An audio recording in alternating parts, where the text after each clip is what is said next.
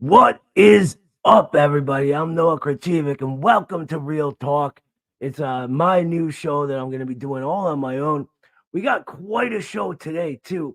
We're going to be talking to a very outspoken critic of the Institute, the Midwestern Marx Institute. We're going to be talking about Texas and all the shenanigans going on down there. We're going to be talking about the way language and sort of the wrong way we're taught to learn things in America affects just how we go about thinking about any particular issue. Carlos Garrido, a good friend of mine, if you may not know that, what might be joining us a little later on. So stick around for that. We're going to get right to every last bit of it right after the international.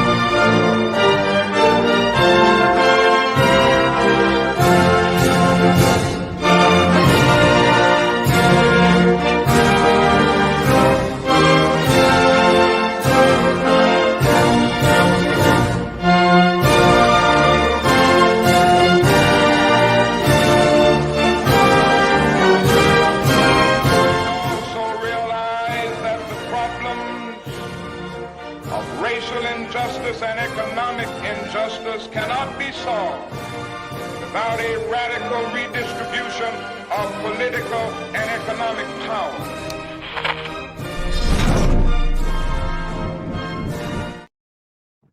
All right, welcome back.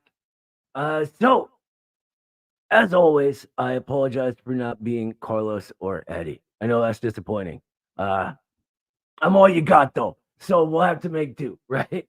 The first thing I want to sort of go over and discuss, one of the things you hear all the time these days that I don't think we should be hearing are debates over what is socialism, what is communism.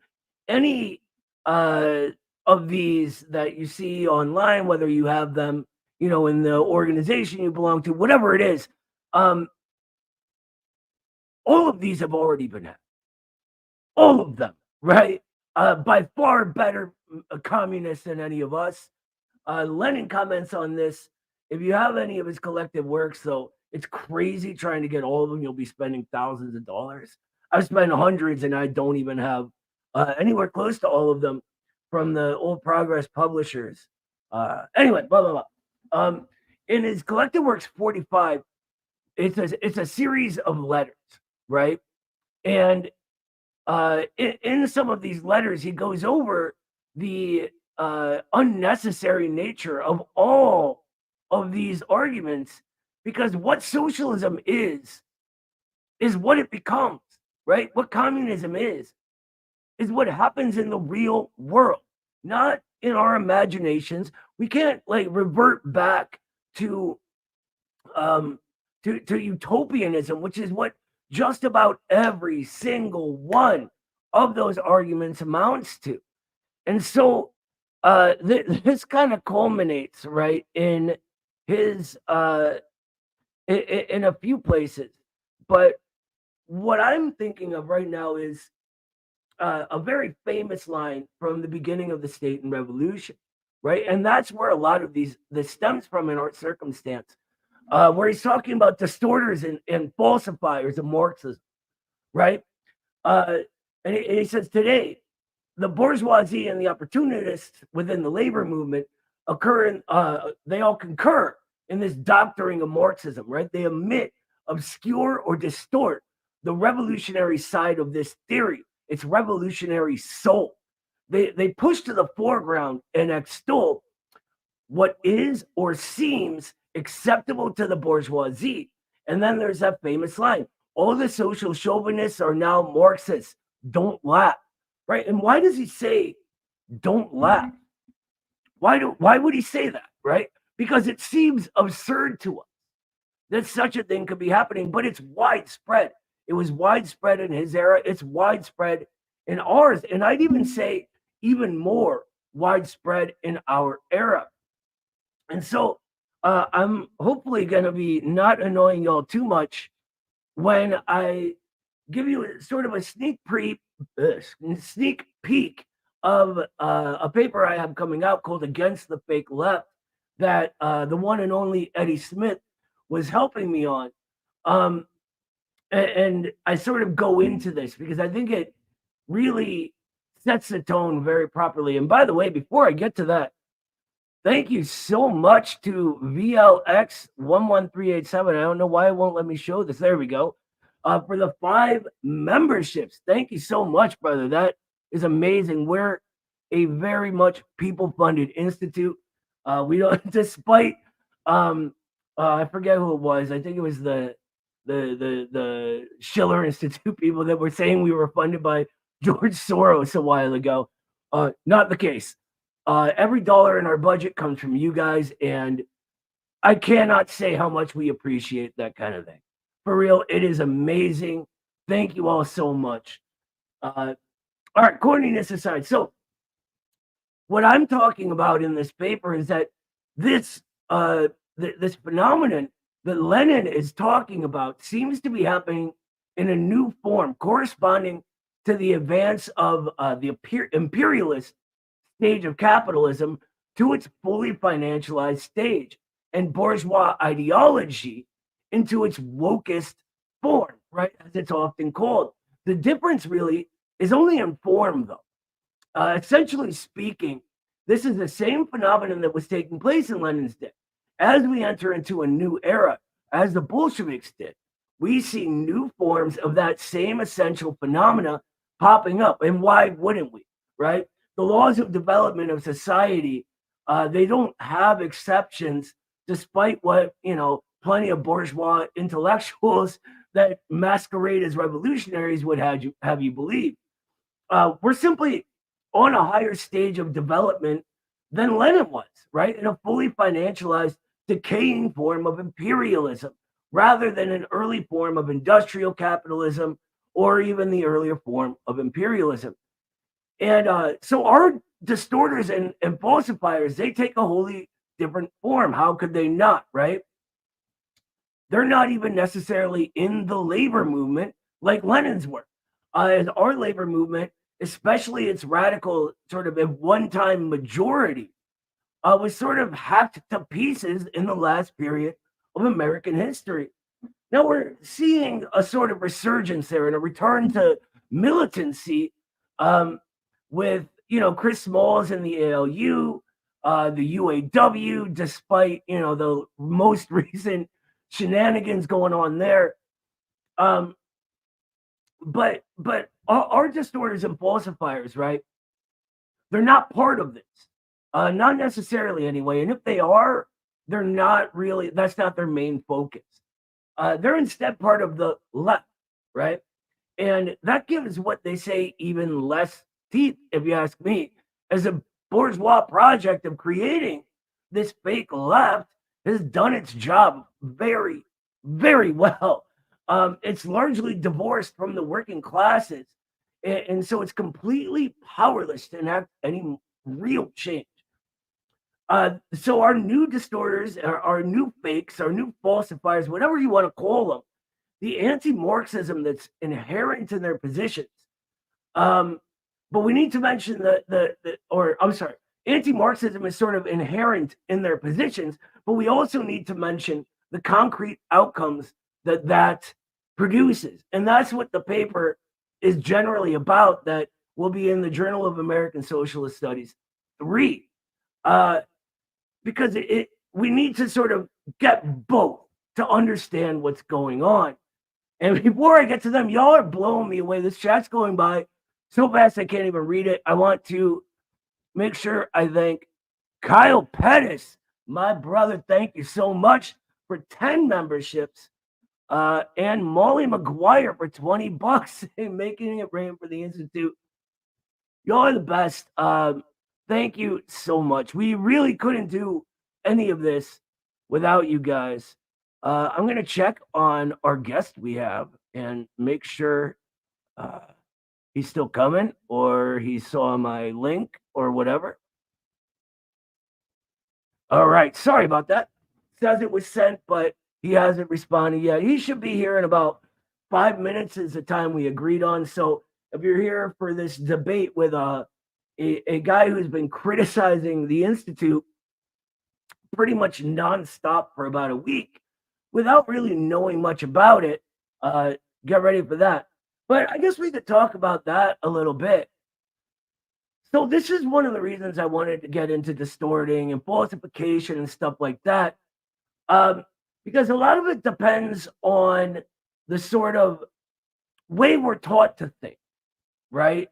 Rather than being taught how to critically think in school, we're taught to memorize things, right? And to pile memorizations on top of each other as if that's actual knowledge, but it isn't. That's just memorization, and it leads to dogmas. It allows us to be manipulated in all sorts of ways. And so what I think is going to end up happening here is we'll see that our friend, his name is Matthew Hunter, by the way, and he's backstage now. I'm going to bring him up in a minute. Is just under a bunch of misconceptions that he didn't check. That's my guess. Who knows? Maybe he's absolutely right. Maybe we've been wrong about this and that, and we'll end up learning something. Before we bring him up, though, let's get to these super chats real quick, and then we're going to do this. American Partisan gives $5 and says, let's get ready to rumble. Thank you. I'm hoping it won't be a rumble. That's not really my style. And Aaron Young with a $10 super sticker. Thank you again. Again, this is completely people-funded institute, so thank y'all so much for your support. We couldn't do it without you. All right. Without further ado, let's bring on our guest. Matthew, welcome to I guess Real Talk we can call it. How are you, sir? Good. How are you? I'm good. So, you had a few issues with us, and maybe we'll just get right into it. What do you think? Yeah, that's how I would prefer it, to be quite honest. Absolutely, brother. Go ahead. Let's, rather than like sort of list out everything and do it all official, let's just start talking. Bring up something you think we are wrong about, and let's discuss it. There's a few things, obviously. If I can at least list them all, so at least we know where we're going, and then I'll go in depth on the first one, if that's okay with you. Here's the thing with stuff like that. It's hard to sort of, a lot of it may be, I may take issue with it, and you're already later on down the list, but I'm still thinking of the first one. If you don't mind, like, just, we can get to everything if you have time. I'm happy to do this for a while. If you just want to like get it going with just one thing. Sure, we can do that.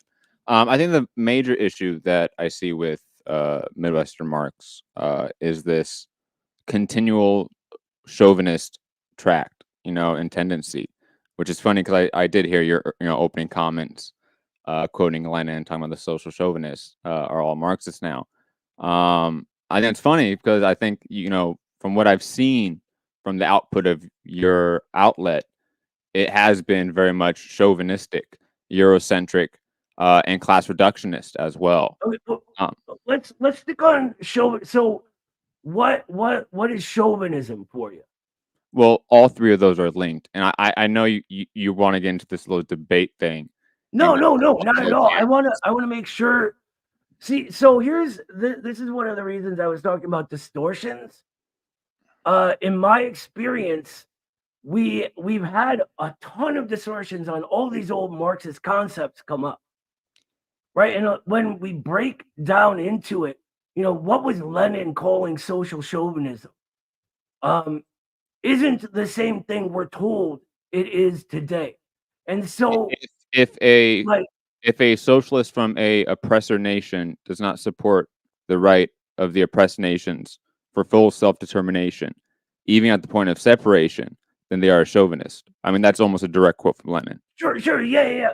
I mean, he kind of contextualizes that. That was in the And I mean, argument of the Second International, right? Well, hold on, I'm let assuming me you get don't something support. across. Hold I'm on, assuming you don't support hold the on, full dude. determination of Let me talk. indigenous You nations. gotta let me talk, or I'm gonna have to mute you, man. We Okay, haven't let me really talk so either. So okay, so what he's talking, this is in the arguments with the Second International, right? Where the Second International is taking this really actually social chauvinist stance of what they call cultural self-determination, right? Which was a sort of formal separation, but all of the sort of base of society still under control of the imperialist power. But I mean, as far as Midwestern Marx is concerned, Lenin's still right. He doesn't say it's like a full on like thing like that. It's not absolute. I like the no, he sort of does. He does say that. He does I say that. sort of well, if you read the whole work, I have. he's talking about the sort of like nothing being absolute. There's not always progressive national liberation struggles, but the Marxist view is that national liberation struggles against imperialism especially, are a form of class struggle, right? So, I mean, we stand with Lenin on that. I don't know what would give you the impression that we don't.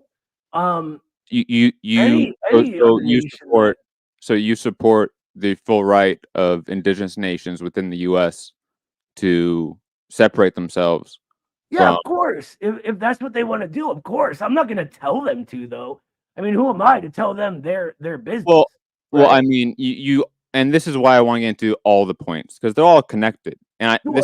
this kind of issue here with what we're doing already is that you want to get into this, historiography of Lenin when I'm talking about you and I'm talking Well, about your okay, that's fine, outlet. but you And if I brought get up a quote all from the Lenin, points, right? I'm not even allowed to talk. I let you Right. talk. Can I? Am I allowed to speak? You brought up a quote from Lenin. So that's why we were talking about Lenin, right?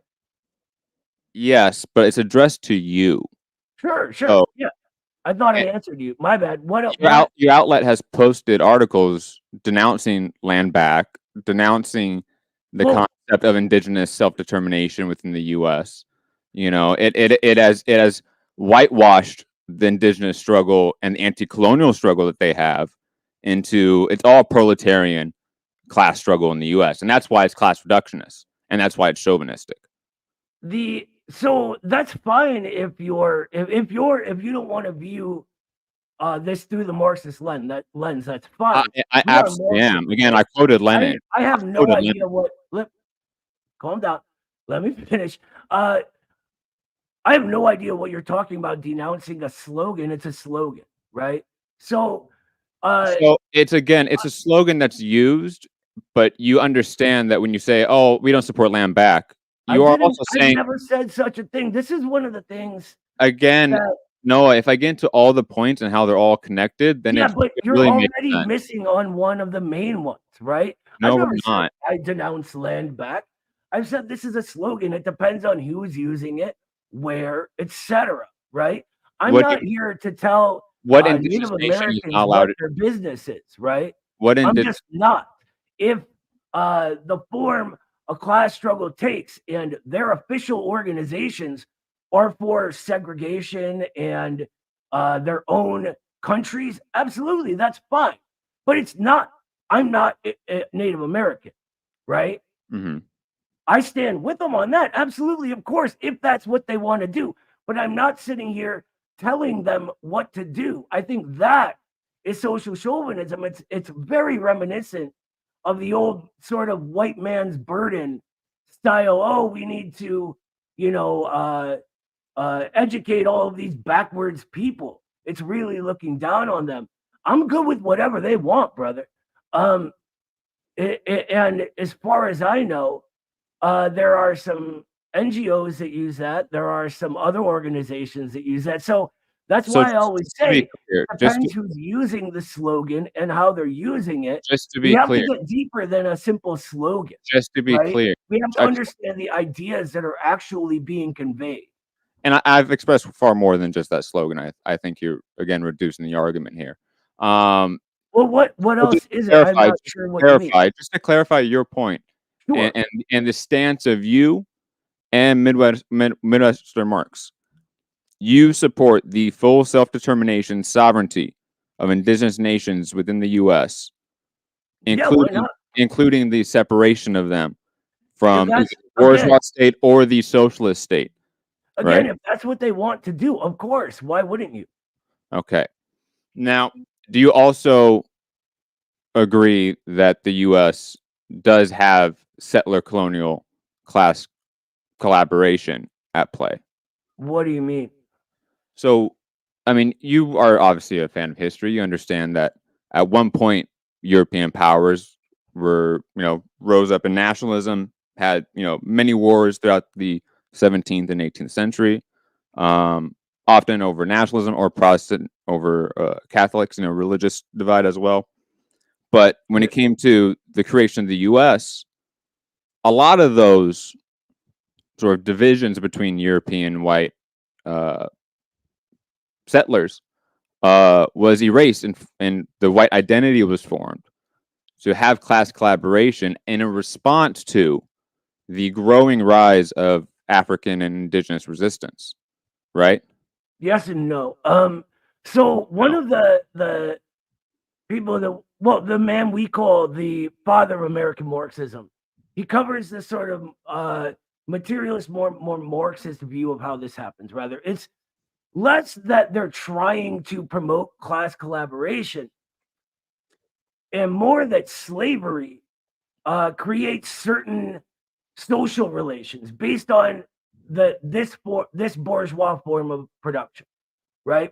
And in Black Reconstruction in America, he goes into detail about how this happens with the poor Southern whites versus the enslaved Black proletariat, right? Um, and it sort of gets the poor Southern whites in this weird position where they act almost like a middle manager, becoming slave catchers, things like this. And it creates this new separation. And this is where, like what Du Bois would have called whiteness originates. So that's why we sort of develop a slogan that, it's not racism that creates chattel slavery. It's instead chattel slavery that creates racism, right? That's the Marxist view of it. And we think that without Du Bois and understanding Du Bois, there's no way to be a Marxist in the U.S. Okay. Do you think that the U.S. still has settler colonial contradictions? Like what do you mean? Well, obviously, are there still settlers on stolen native land? Or is there still What, class collaboration between settler classes to oppress native nations? what's a settler class? It's the classes of people, multi-class, that come and occupy native land, right? Like that's what it is. So Israel, for example, is a settler colonial state. South Africa was a settler colonial state. Those are the two common examples, right? I'm still. So, are you saying there's a settler class, or it's just different classes of people that are settling? I'm not like. Are you Settlers saying is like a so like? multi-class formation because I'm you can sorry. have bourgeois settlers, you can have working class settlers. In previous formations, you can even have peasant settlers. Oh, it's So yeah. Well, there were a lot of sort of small holdings and stuff when the U.S. was being sort of settled, right? For lack of a better word, westward expansion, all that stuff. Um, but as far as I'm aware, like bourgeoisification happened pretty rapidly. Proletarianization happens pretty rapidly. There's a sort of new thing forming, right? That begins way back then, of course, kicking out the British, etc. But it still goes on into today. I'm not sure you're not sort of giving me any concreteness here. I do want to what do you mean uh, concrete? I do want to say one thing though, because this sort of goes into what we were getting into earlier about Lenin, and I just want to mention that um, in the entire piece that we were talking about, right? He also says the various demands of democracy, including self-determination, are not absolute, but a small part of the general democratic or socialist world movement. In individual concrete cases, the part may contradict the whole. If so, it must be rejected. So I want to make sure, like, I don't want to put this image out of Marxism, Leninism having any sort of absolutes. This is what happens in every situation. Because No, it's not what unilateral. Marxism is a It's not sort of unilateral. study of context, right? It's not a Well, unilateral. hold on, let me finish because this is getting to my point. What Marxism is a study of context and how things develop, right? Mhm. And so we need to take into account the 200 plus years of American history, what the American people are, or what we call the American trajectory, in order to understand where we're at today. So yes, this obviously begins with colonization, the 13 colonies, etc. But there is now, whether we want to say it's a good thing or a bad thing, an American people, right? We've had 3 revolutions in this country, and all of these changed things dramatically at a base social relation level.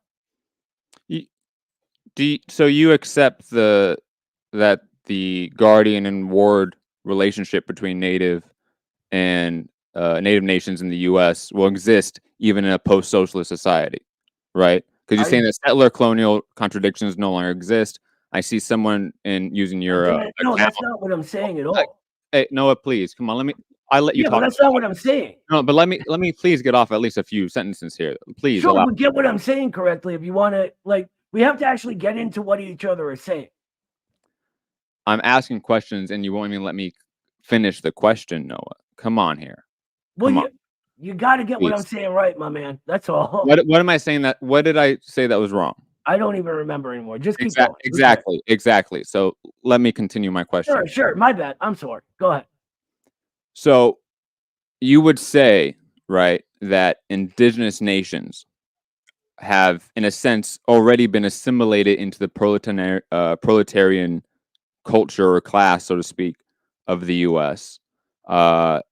And there's someone using your account, Midwestern Marx, in the chat saying that for well over 100 years since the closing of the frontier, settler colonialism has ended. So I'm assuming by that regard, you accept the guardian and ward relationship that's in play, and you think it will extend in a post-capitalist structure in the U.S. Yeah, I think you're making a leap of logic there is all. One, I don't know that I would say it's all assimilated. I would say mostly. Most Native American people are not, kept in these horrible conditions on reservations, etc. They're sort of mixed like everybody else in the US. But at the same time, if they sort of form separately on their own, right? Aside from the US project, then they could be considered their own people if they think of themselves and if it's sort of reflexive rather than cognized, right? If they, like, there's a bunch of Native American tribes that would say, fly their tribe stuff alongside American flags, right? And these people would not say they're a separate people anymore, that they're Americans, and more, that they're more American than you or me, right? But others may not. I don't know enough about each individual tribe to tell you because I've never done that actual study. What I do know is that you can't sort of have a communist movement that excludes sections of the working class for special oppressions. Marx goes into this, right, in Capital. And he's got that famous quote that labor in the white skin will never be free, while in the black it is branded. And the same sort of logic applies here. You're not actually putting forward a communist movement if it's keeping people in subjugation. That's just a wholly different characteristic. There's no necessity of socialism at all to keep people in subjugation. But the argument that you and whoever's running the Midwestern Marx account on the YouTube chat is making is that settler colonialism ended at some point in the past, and that therefore the contradictions have changed. That the native nations, therefore, are no longer colonized. Right? That would be the logical follow through with that statement, that argument. And then again, the current relationship between native nations and the U.S. state is one of a guardian and ward relationship, in quotes. Like, that is the specific titles they have. So are you saying that structure will continue in a post-capitalist U.S.? I just said it wouldn't, right? I think So let's focus on what each other are saying, though, because then I settler can't. colonialism is still here, then, right? I wouldn't say that. No. But just because it's not the primary relationship doesn't mean that that building block doesn't go into what we are today, right? And another argument There's that you always bits and pieces of the old in the new. That's what creates the new. I'm hoping that we don't have colonialism in the new, though. I think that's something that is, one, predates capitalism. So hopefully we get rid of that by the time we get to socialism. Well, I think and two, hold on. Well, you have it. I think you have it a little backwards. You pontificate it's a lot. not here. colonialism that causes capitalism, but capitalism that causes colonialism. Well, one, that's not what Lenin said. Lenin clearly stated in imperialism that's not true. I mean, I can read the quote from you if you want. Yeah, but you're misunderstanding the quote if that's what you get from it. I mean, he clearly says that colonialism predates imperialism and capitalism. Of course, and he also says imperialism predates capitalism, but we're talking about a specific form of colonizing for specific necessities, right? But you understand that capitalism wasn't fully developed. You've read Lenin and Marx.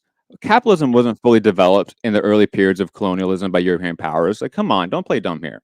Okay. Right, but what I'm saying is that there's a very big difference between financial imperialism of today and pre-bourgeois. I understand that, Noah. That's not what I'm saying. That's not what I'm saying. But you have to understand that colonialism in the 15th and 16th century was mostly under semi-feudal structures. So, like, you have to agree with me then that colonialism, especially when regards to us in the U.S., predates the period of capitalism and full capital development. And I've also seen a point that you and others have made in the chat that colonialism, it no longer exists due to finance capital and the highest stage of imperialism, etc. But yet we still have Israel. Israel is a settler colonial state, right? And Israel is fully financed by imperial capital. So we still see that settler colonialism can coexist at the highest stage of imperialism and capitalism.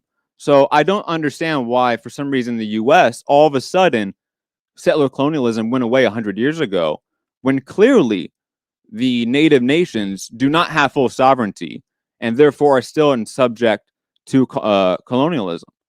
Right? So what does Marxism study? Noah, come on, man. What does Marxism study? Let me just go with me. What does Marxism study? I don't know. I don't know how vague you want to get or how specific you want. Like, just generally, the most general level you can be on. The actuality of history. Let's put it that way. Exactly. The unfolding of history, it actualized, right?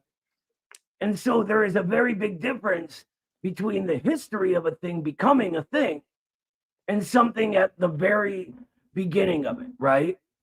I'm not saying that the settler colonial contradictions that existed circa 1776 are the same settler colonial contradictions that exist in 2024, but they still exist.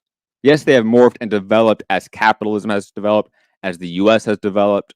All of this, we understand this. But are you saying that settler colonial contradictions just flatly do not exist in the U.S., even though we do have a guardian and ward relationship set into federal law?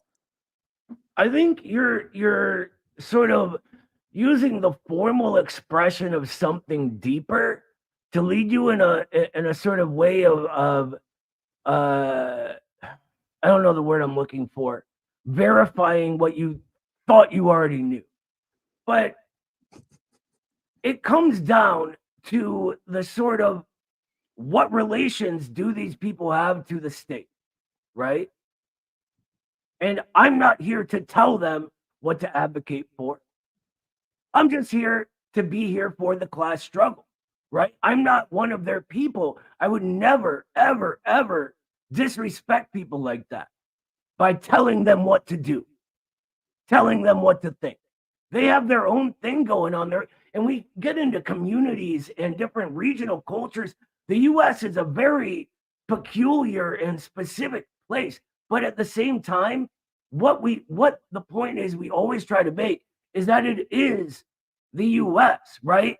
The guy who led our third revolution, Martin Luther King Jr., he wasn't Argentine, he wasn't Russian, right? He wasn't a settler. You're missing the point.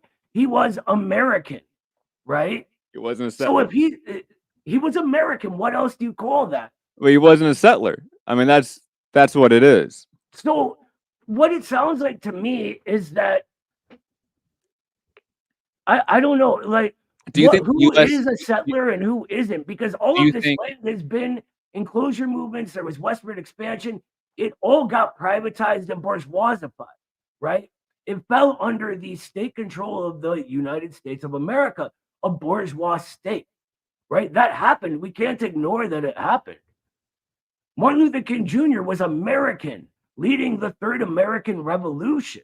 He didn't come from elsewhere or outside of the U.S. He came from the pulpit. I mean, historically, his people did come from outside the U.S. forcibly. Yes, but then they became American over time. And are still significantly oppressed and could be argued as an oppressed nation. Of course, and this is what leads him to lead that revolution, right? But he was American through and through. The guy came right out of a pulpit of a Baptist church. And that is the American tradition that we stand in. Because when you take a step back and look at all of American history, right? You judge it through basic Marxism, a nascent aspect of the contradiction, right? And a moribund aspect.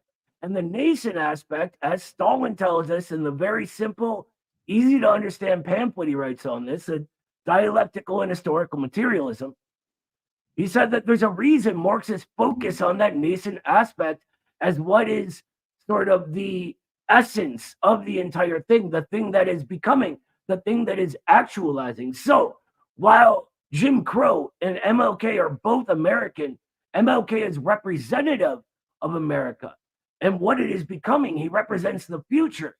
Just as they used to say that communists were men from the future, MLK was a man from the future, representing what America will become and where we are now. And that process isn't finished, right? It keeps going. That's what we call the American trajectory, what builds us as Americans and why we say we're very proud of our revolutionary history, because we are. See, I think that's also where you get into an issue, because you start thinking of it from a like linear path again, because you No, not at all. I'll let you talk. Come on. Yeah, go ahead. Sorry. Come on. You know, that America was this progressive, historic revolution.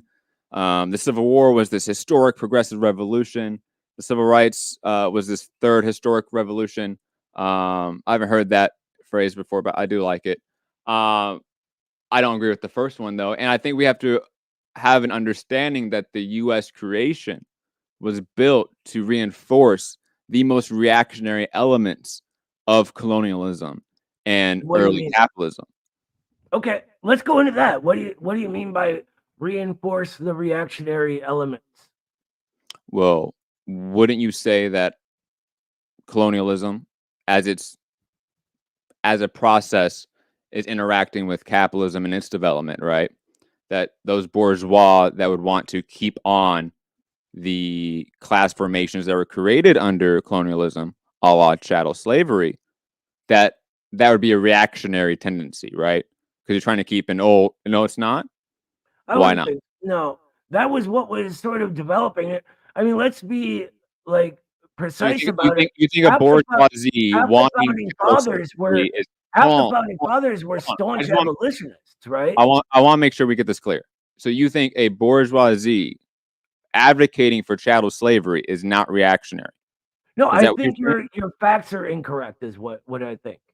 No, I I think just want to answer that. Can you just answer that? Is a bourgeoisie? well, I think you're that's in the realm of the abstract. It doesn't exist, right? What do you mean it doesn't What I'm exist? saying, It does exist. What do no, you what mean? I'm There's saying tons of is that bourgeoisie in the early American period that wanted slavery to continue, had right. Who slaves. built? Let me ask you, who built the institution of chattel slavery? Mainly who started it? Right. It was requested by the Catholic Church It was originally. the British Empire here in the British colonies, right? Well, originally it was the Catholic Church. And if you I'm sure read, you're aware of the story of how yeah, that sure. happened, right?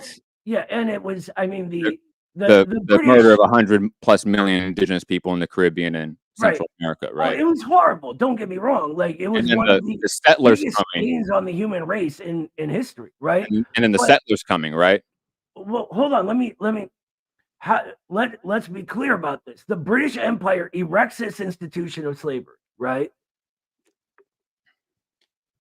If you read what the founding fathers are actually saying, not a single one of them were saying, "Oh, we need to defend slavery."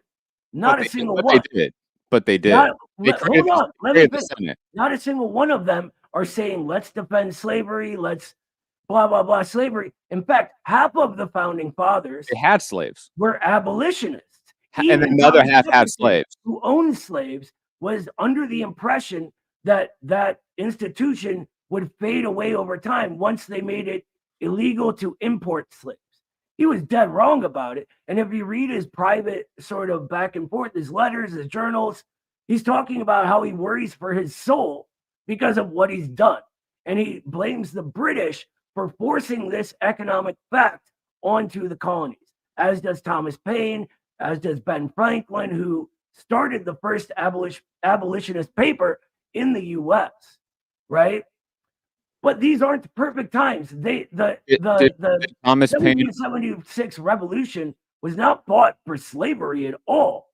It was fought for home rule, right? And to develop keep slavery and then settle the rest of the continent, which no British Empire it has nothing to do with slavery. It did. No, dude, I'm telling you, you could the original Declaration of Independence draft literally had lines about ending slavery in it. You seem to be going from the sort of Gerald Horne settlers as a premise position.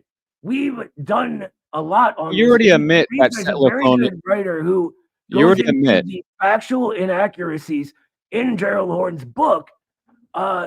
You already admit that settler colonialism published his work. Hold on, no. You already admit that settler colonialism existed. So you don't need to try to denounce that it didn't exist. It existed. Right? I'm not saying that at all. I'm not saying that at all. Okay. Again, let's continue on. Because I feel like you keep wanting to get back into the historiography of it. I'm trying to get to what your stances are. On incorrect facts. That's what I'm saying. Asking you questions. You can answer them, and then we can move on. You can say no, yes. I have a lot to get through. We're still only on the first point. So I don't understand. Do you want to keep just going through the historiography here? Because you seem to look.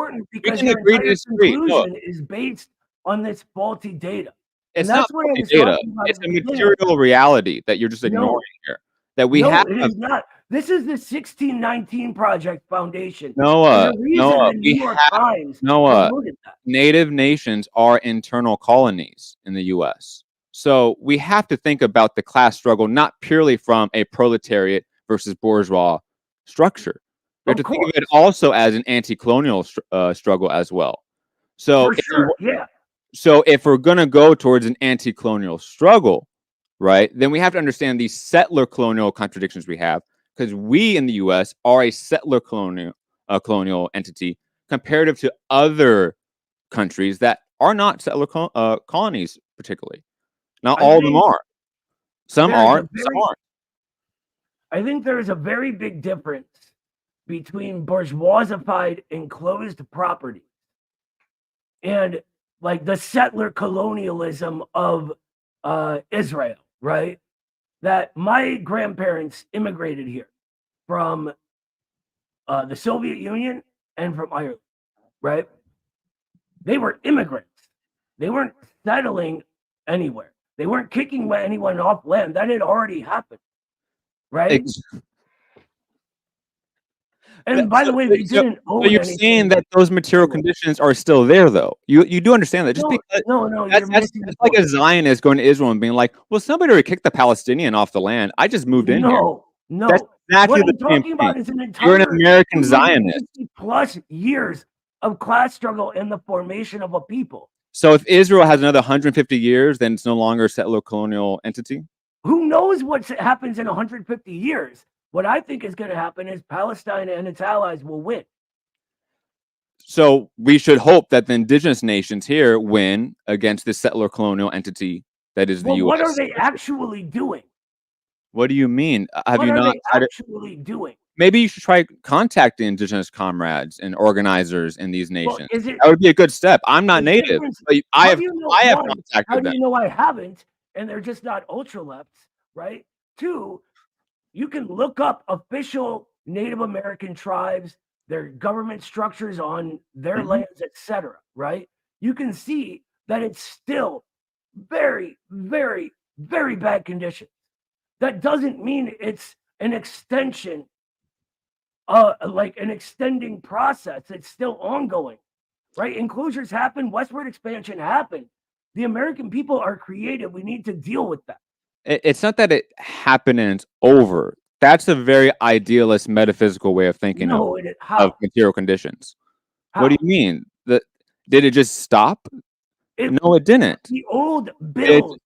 It didn't develop out of it. Native nations are still subservient due to the guardian and ward relationship, which you maybe don't know of, which is fine. You can say, I'm not aware of that. That's cool. Again, you're ending at the formalist sort of legal structure. I'm talking about because that's all kinds of different peoples, right? The formalist legal structure is the colonial institution. There is a reason for that, is what I'm saying. Yeah, the reason is because of colonialism that we created a guardian and ward relationship with native nations. Sure, right? Of course. And that's why the colonial contradictions are not evaporated. They have sustained and developed. What are you talking about? Again, this is like labor Zionists in Israel. This is the same exact argument that we hear from socialists in Israel that don't want to give Palestinian sovereignty and self-determination. The idea that you're giving anyone anything is ridiculous. Then take that word out. Put another word in. What? Any word that you would like. What word? Again, you said give, you didn't like. Throw in a different word, and that's fine. Thing. What you're doing is you stand in solidarity with self-determination and sovereignty of Palestine. It's the same thing. No, you're playing semantics game, Noah. Come on. Come on, Noah. Look. I'm not here to tell anybody what time it is. Again. Okay? I'm not going to go to Native Americans and say, you should do this, you should do that. Right? I'm not going to do that. But I'm going to worry about my people because our class interests align with theirs. It is that simple. What you can do, though, is go to Native comrades and hear what they're asking you to do in solidarity, right?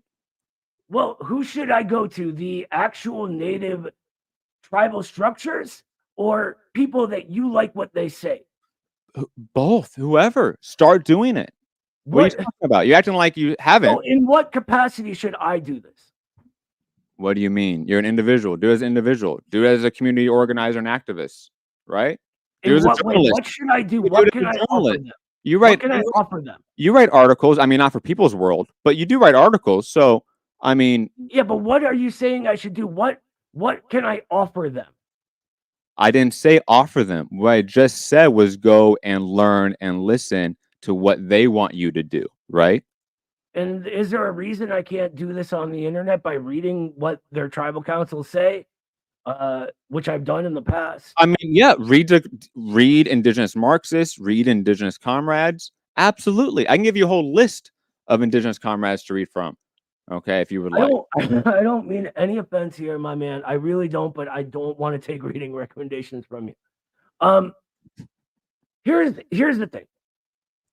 Class, what is proletarian internationalism? Let's get bigger picture. What is internationalism? Let's even say that we'll even say they're all separate nations unto themselves, right? That's fine. We'll just say it. What is proletarian internationalism? Are you seriously asking me that right now? Yes. I mean, I feel like we've been talking about this for like 30 minutes, bro. I You don't don't want to think get to another you know. topic? You don't think I know? I don't. Well, I've already read off a quote from Lenin talking about socialists Yeah, from but oppressed you nations, were and wrong how about they that act and quote. how they stand in solidarity with oppressed nations. So I don't understand where we're going from. I already said So we here's understand my thing. internationalism. Proletarian You want to get internationalism. to your LaRoche connections and your praise of Caleb Maupin. You want to get to your praise and Midwestern Marxist praise of Jackson Hinkle. You want to get to All your right, all right. guys' I'm gonna entire have to mute you if reactionary you keep fan going base. with this nonsense. I mean, do you want to get to you Listen, co-opting listen. CQSA and pretending to be a... Okay, you're muted now. I told you no listing things off and going all ahead of me. All right. So when we speak of proletarian internationalism, it is an internationalism, the shared interests of different forms of the proletariat aligning, right? That doesn't mean one nation is subjugating its own interests to another. It's never meant that. It never will mean that. That's all it is.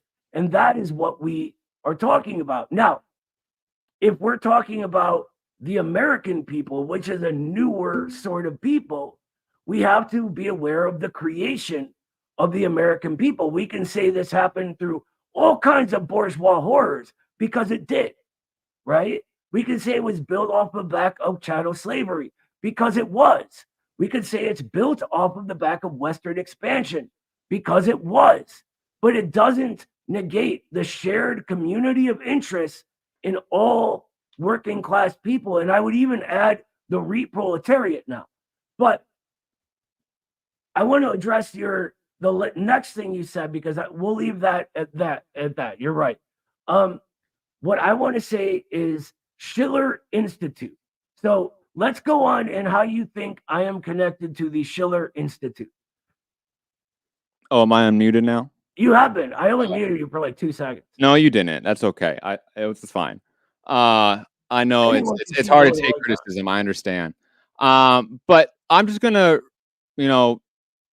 say briefly that you guys obviously are not getting paid by the Schiller Institute. I understand that.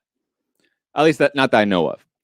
But clearly that you, Eddie, and the entire Midwestern Marx are friends with people like Jackson Hinkle, Haas, Caleb Maupin. You guys have looked up to them at times. You guys have praised them at times, promoted them at times. Hold on, you're going ahead of yourself. Schiller I'm not really, and I haven't even got to my whole point here. None of those people are in the Schiller Institute. We'll get to each of them. Don't worry. Caleb Maupin was for sure in the Schiller Institute. You know this. I know of. Yeah, I don't like sort of ever again talk negatively about individuals in person, or in public. But I want to read your own quotes. I'm just going to read what you have said. Can I just do that? You're not. No, you're not. You're gonna talk to me and have a conversation. You said Nazbols aren't real. Actually, if people see, okay, hold on. See if people are telling you the truth. If you want to, you're muted again. I'm telling you, stick to one thing at a time, or you'll get. I am. Yes, I am. One thing at a time. Yes, I am. One thing at a time. Caleb Maupin is like an encyclopedia. Listen to what Caleb Maupin actually said. I'm going to keep muting you every time you interrupt me from now on. That's where we're at.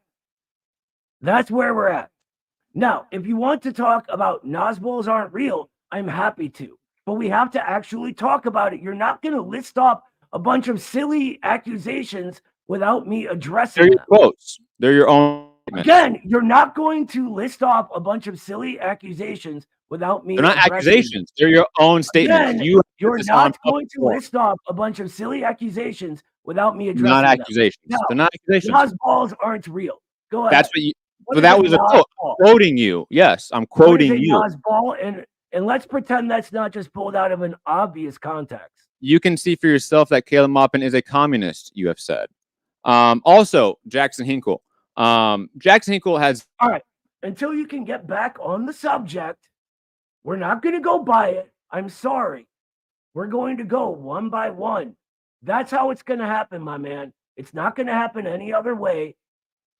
You do it or you don't. It's up to you. I'm giving you an opportunity to actually talk. But instead of that, you want to sort of go on and on and on and on with this jibber jabber. I'm not going to do it. We can talk if you want to talk, and you can listen too, right? But we have to go one at a time. Oh my God. Now you're unmuted. Go ahead. Nas balls. Oh man, you're scared. It's okay. You have said, quote, you had a very, very hard time. Nas balls. Nas balls. Remember? Do you not want to talk about the Nas balls, or? I want to get to the whole point here, Noah. No, I know you're scared. one point at a Nas time. balls. I promise you, I will get to Nas One balls. point at I a time. promise you, Noah. Dude, It's okay here. 1 point at a time. You said you had a very, very hard time thinking Jackson. 1 point at a time. You're not going to go past it. 1 point at a time. Do you want to move past the Nas balls and not talk about it? I want to get to my whole point. Yes. Nas balls. Go. I'll get to my whole point. Thank you. So when Jackson Hinkle says Nas balls, you're not going to do it. I'm sorry. If you want to be childish, be childish. But I'd much rather just have a conversation about each thing as it goes. No one can hear you. So, do you want to talk about Nas balls or not? I'll say no, so I can keep going on to my whole point what here. is That your makes me next feel better. One single point.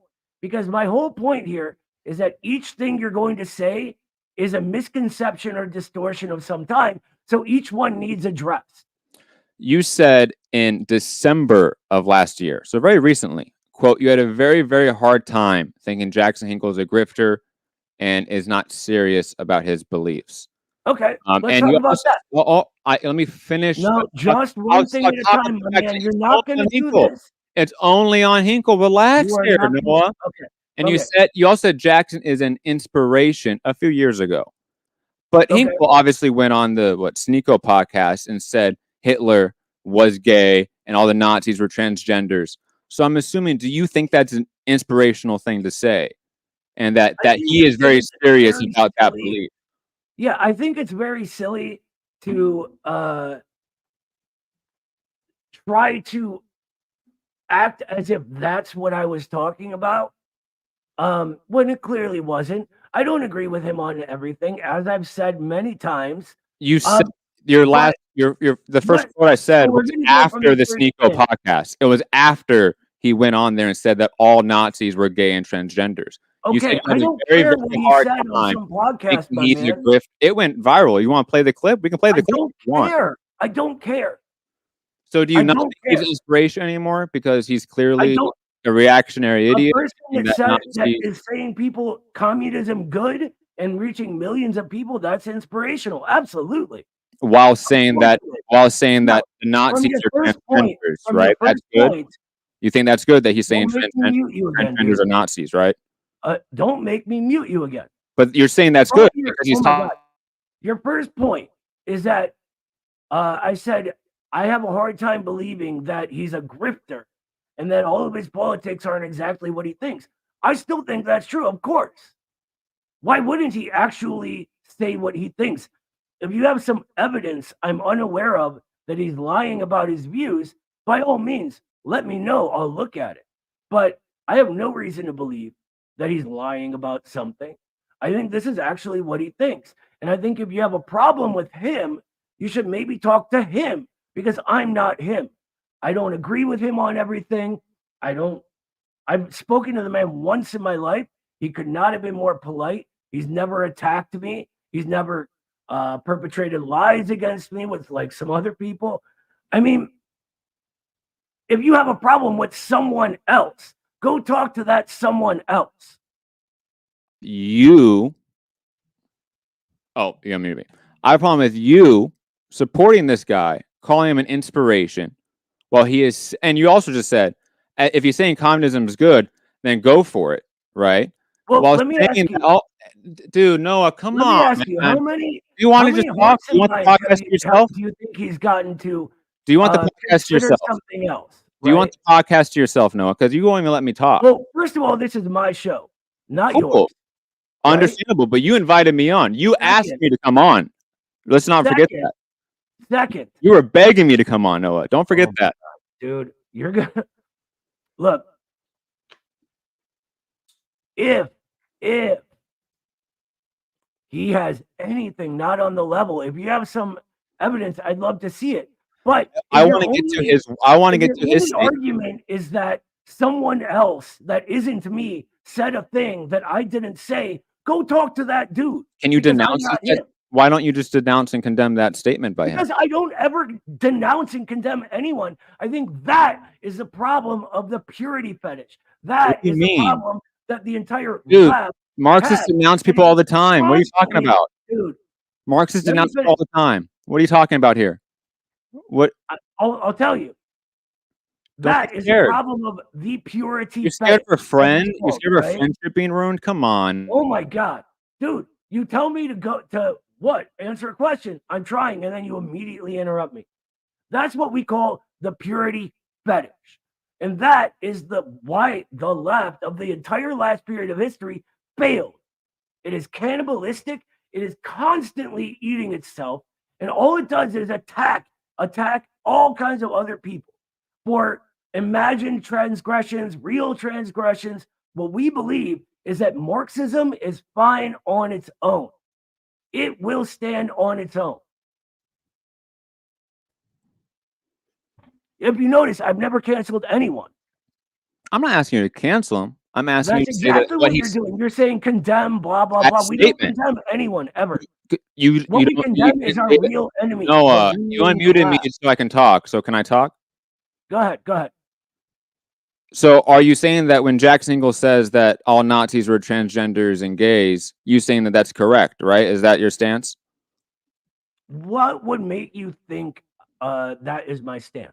Because you're not saying it's wrong. Because I don't need to say it's wrong. That's a silly thing to ask me. What do you mean? He's a guy that you've brought on your platform before. So I obviously he's a guy that you are continually defending. It's not like you guys brought Trotskyists on and talk to them too. Does that make me a Trotskyist? No. People disagree about all kinds of stuff. But you don't disagree with him. You are clearly stating right now that you will not disagree with him in public because that's canceling. And that's the purity fetish. It's funny, dude. You have to lie about what I'm saying as I'm saying it. I mean, we have video recording. I know your reactionary fan base is going to be on your side, but everyone else is going to know what this was. Sure. That you can't simply say, "Oh, when Jackson Ingalls says that Nazis were transgenders and gays, that was wrong and not true." Like you can't even get the backbone as a man to say that. Come on, where's the masculinity here? Hey Matt, that was wrong and not true. See, it's very easy.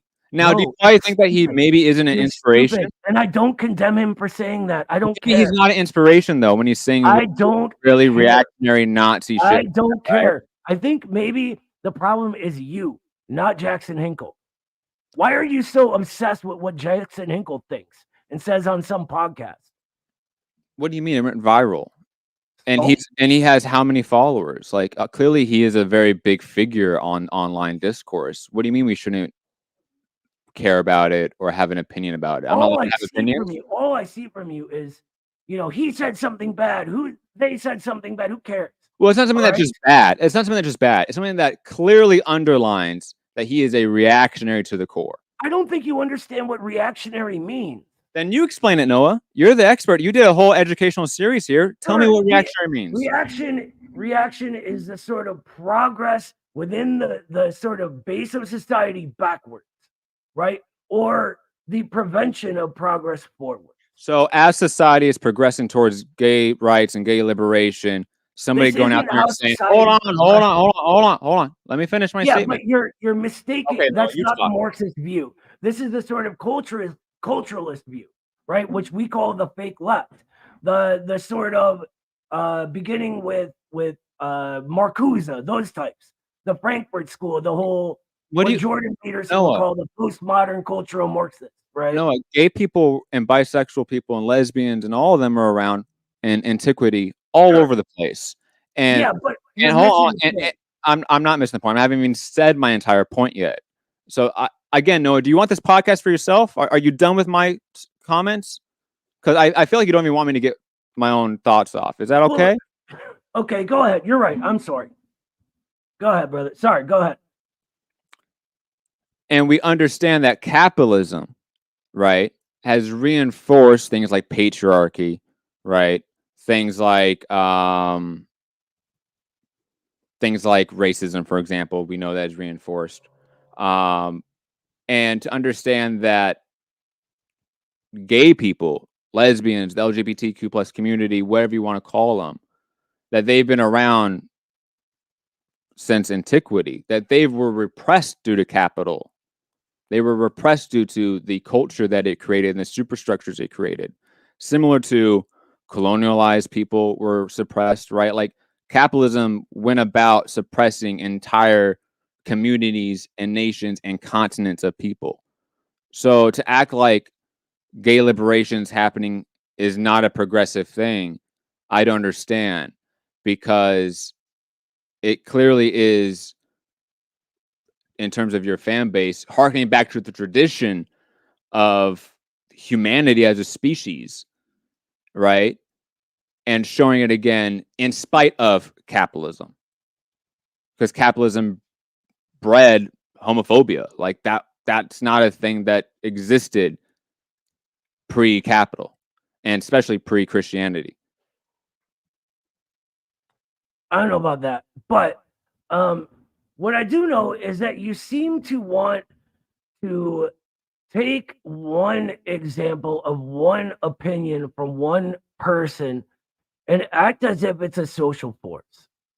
And this is sort of one of the big problems I have. Like, I You couldn't care less you what don't think Jackson Matt? Hinkle said about this or that.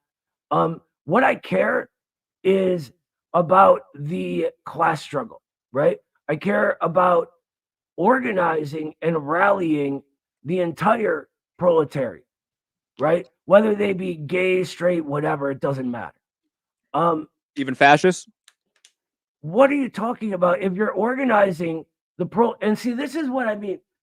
Like your premise isn't in class analysis, it's in this imagined political position that exists only in the abstract. No. Right? They're fascists, they're this, they're that. What I'm talking about is the material relations created by colonialism. by capitalism, right? Immigrating somewhere doesn't change that, right? So Settling somewhere doesn't change that. Is what you mean? Okay, you can call all immigrants settlers. I don't care. But what you're doing when I say rally the working class, and you say you mean fascists, that's not what I said. Sort of emblematic of exactly what I'm talking about. I said even fascists within the working class. That's so you remove the fascism from them, right? Just as Lenin did when he sent cadre out to take recruits from the Black Hundreds, right? Who were they also fought the Black Hundreds in open battle. Like, what are you talking about? There is some pure working class that exists somewhere. They don't have all of your values. Did Lenin the Bolshevik fascists when they don't? Did Lenin the Bolshevik? I think that is a problem, right? I think that is a giant problem. Did Lenin and the Bolsheviks also send cadres to fight Black Hundreds? Yes, of course. But here's the point. So when they said, I think you're making I think you're making a mistake here. I'm sorry. What do you mean I'm not going to do that? Dude, let me finish my point. You don't let me finish my points ever, Noah. What are you talking about here, man? You play that way, I'll play that way. Come on, man. Are you done? For now. Okay. So there is never going to be some pure working class that has all the views you consider correct. True. You need to meet people where they are, right? Wherever they are. Now, that doesn't mean you go to some Fed organization like the 3%ers or something. That just means regular working people who you constantly call fascists, say No, they I have don't. reactionary views, No, I call the dismiss, MAGA condemn, movement. I etc. call the MAGA movement fascist, which it Yeah, is. okay, so let's get into that. What? What do you mean, what? Yeah, why is the MAGA movement fascist? It represents the most reactionary and terroristic elements of finance capital and petty bourgeois class collaborators. In what way is it reactionary? And why would that necessarily make it fascist? Well, you don't think things like gay rights is progressive. So when I say that I think MAGA, it's just a factor of late capitalism that began. It's a good thing, sure. it's not. Of course. I It's not. promise you, gay people do not exist purely due to late capitalism. I promise you that, That's buddy. not Don't what I worry. said, dude. I That is promise you, not it did what I not just form out of thin air in the 80s. It's okay. You said gay rights. That is a very different thing. Fine. So what is fascism for you? You know why gay rights didn't have to exist before? Because it was just socially acceptable in like Greek society or like ancient Mesopotamia or Egypt. Like it was just socially acceptable. Okay. There was no need for gay rights. That's Okay. why capitalism created a need for gay rights. Okay. And now we have like our White House doing, pronouns at meetings. Okay, fine, good. What makes MAGA fascist? I already said it, dude. Come on. It's very much Dimitrov. You know this. Yeah, but Dimitrov is not giving you a definition. True. It's giving us characteristics, so to speak, but it fits the characteristics. Right, that it's taking on.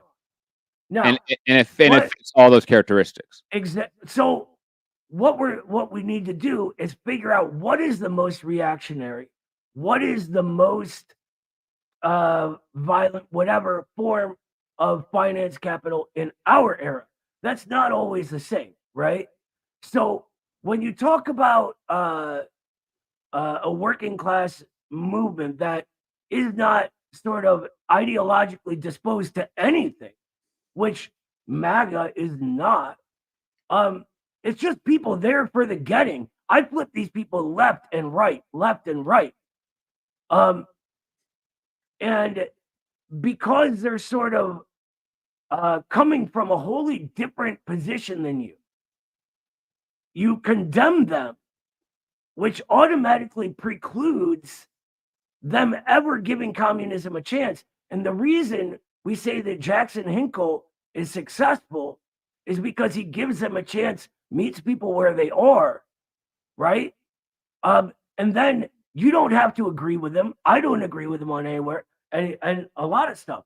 But you bring people forward from there, right?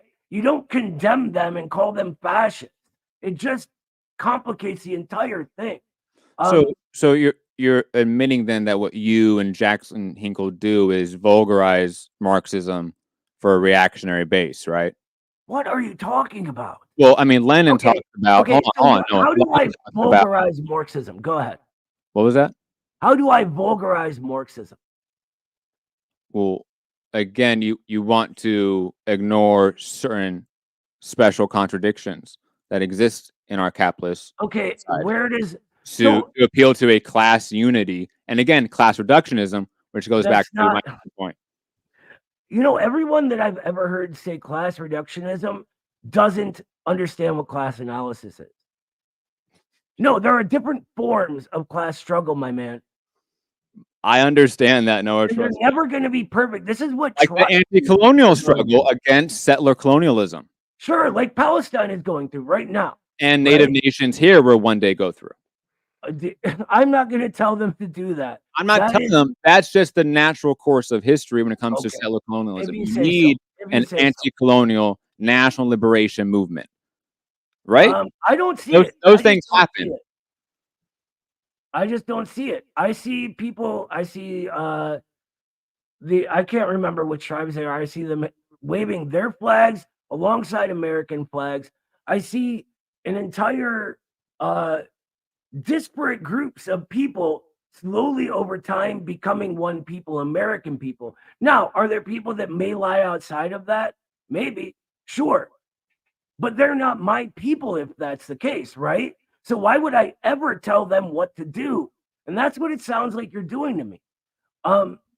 I'm so sick of I'm this only topic. asking you to You stand were in trying to say solidarity. I was vulgarizing Marxism. You are. Called the Star Spangled Banner the future that the working men of all of Europe look to, right? Lenin calls the American Revolution one of those great, really liberating wars of which there have been so few. So if we're talking about vulgarizing Marxism, you're going to have to explain how Marx and Lenin both are vulgarizing it. Well, one, they're both were writing from a Eurocentric perspective, and they weren't in the U.S. I think we have to understand that they didn't understand our material conditions. I think when you read How was Indigenous, Marx Eurocentric? what do you mean? I mean, there's been tons of Marxist literature since then. You know, pick up Yeah, Walter I disagree Rodney. with all of it. I don't think Marx was Eurocentric at all.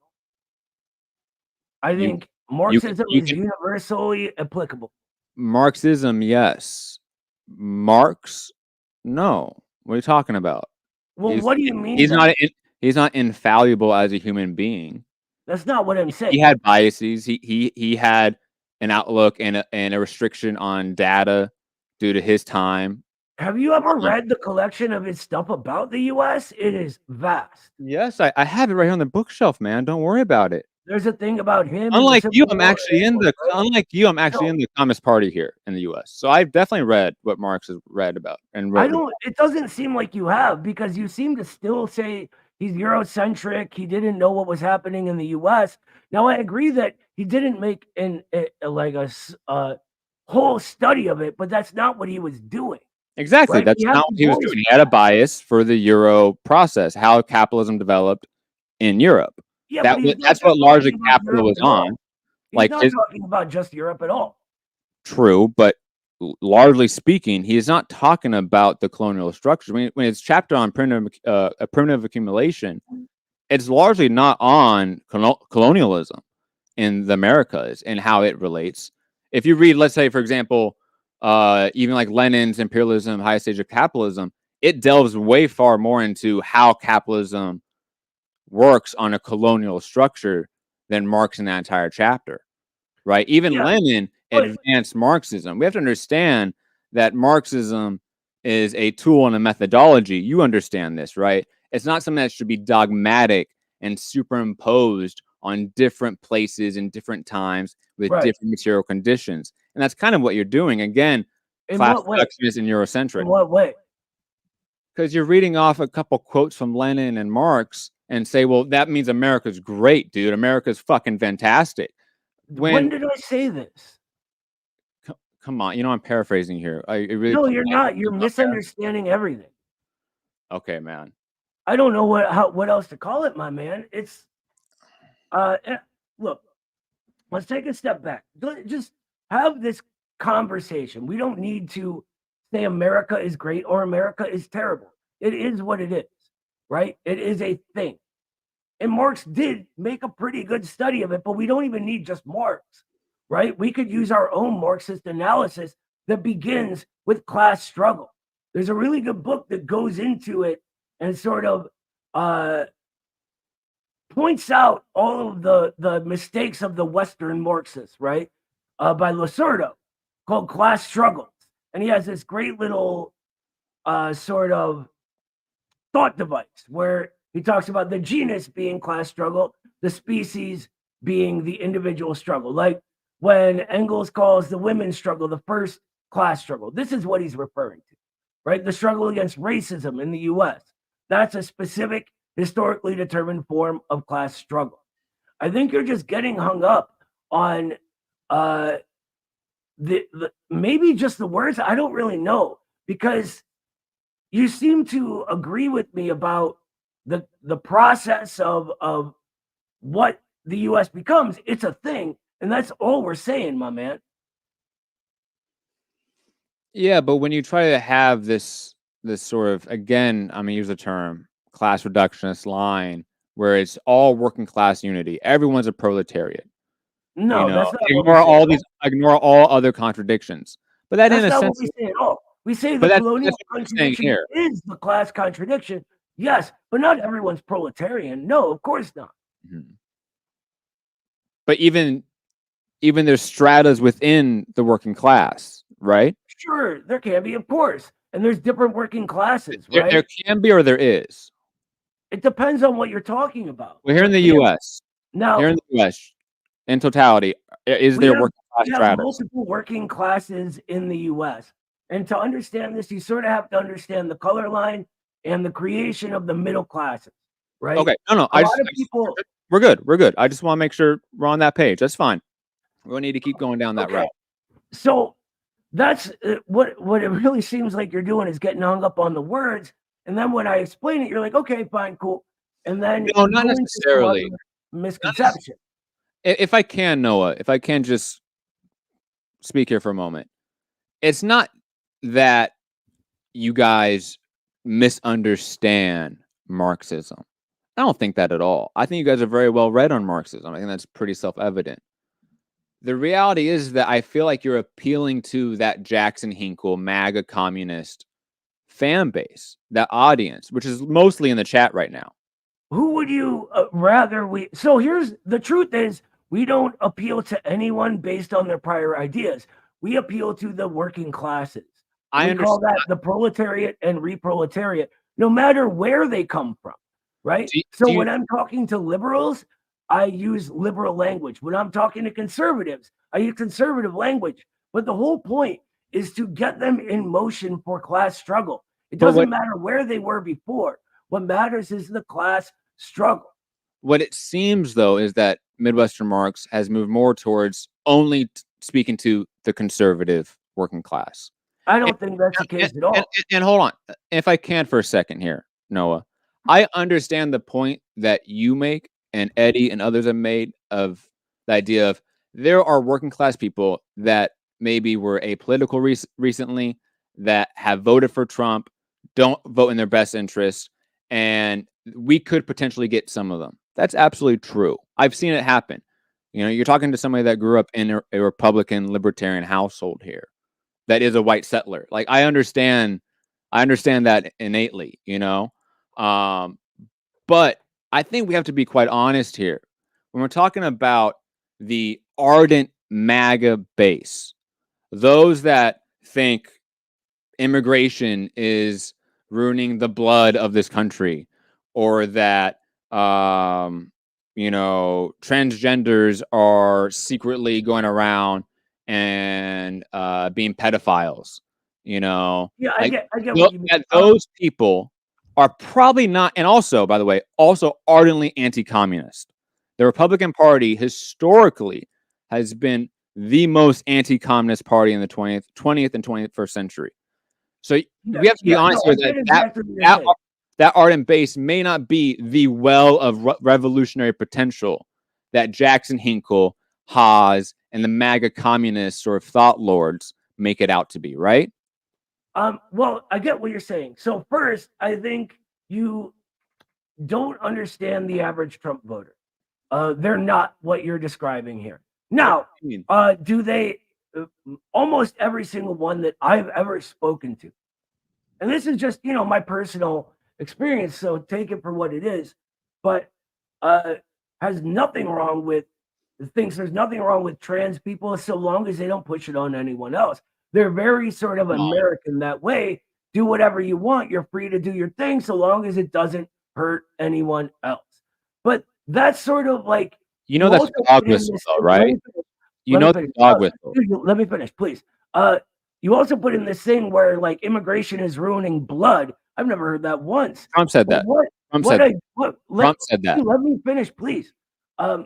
In all of this, I think you're just wrong about how they are. Secondly, I think that results speak for themselves. There's a reason Jackson is so successful, right? There is.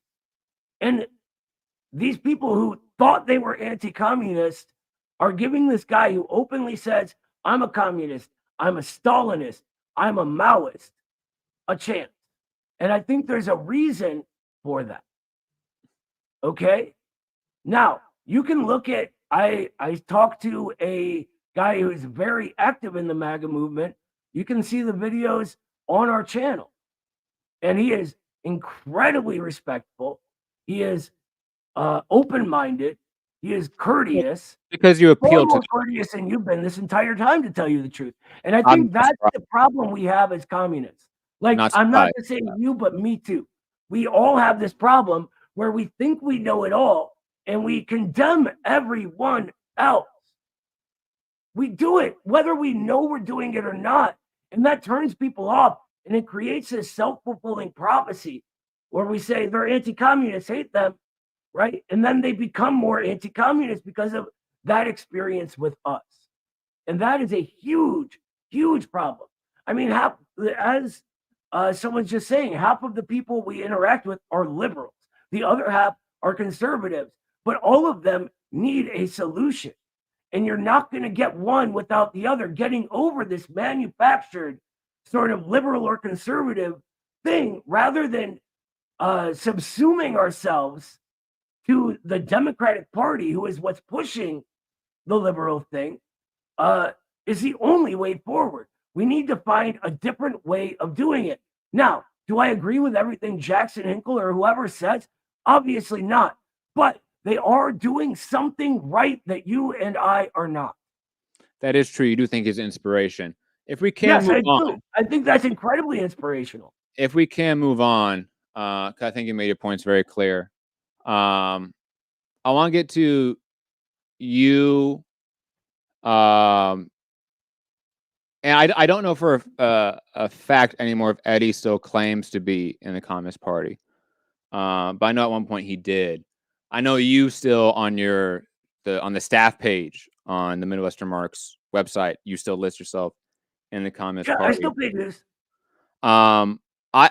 I think it's very odd for someone to claim publicly that they're in the party, work for this institute, produce articles, all this content, but there's no paper trail, so to speak, of you actually in the party. There's no People's Word articles. You've never submitted that. Maybe If I can, yeah, no, I'm going to cut you off because you can just. Plenty of people in the party know me, my man. I mean, I'm in the party. I've asked them. They don't know you. Well, you're asking the wrong people then. I asked Rosanna yesterday. She doesn't know you. What are you talking about? Yeah, I've never met Rosanna. I don't know. The only people I knew on the West Coast are no longer in the party. But I'm not going to get into internal party stuff in public. I'm just not.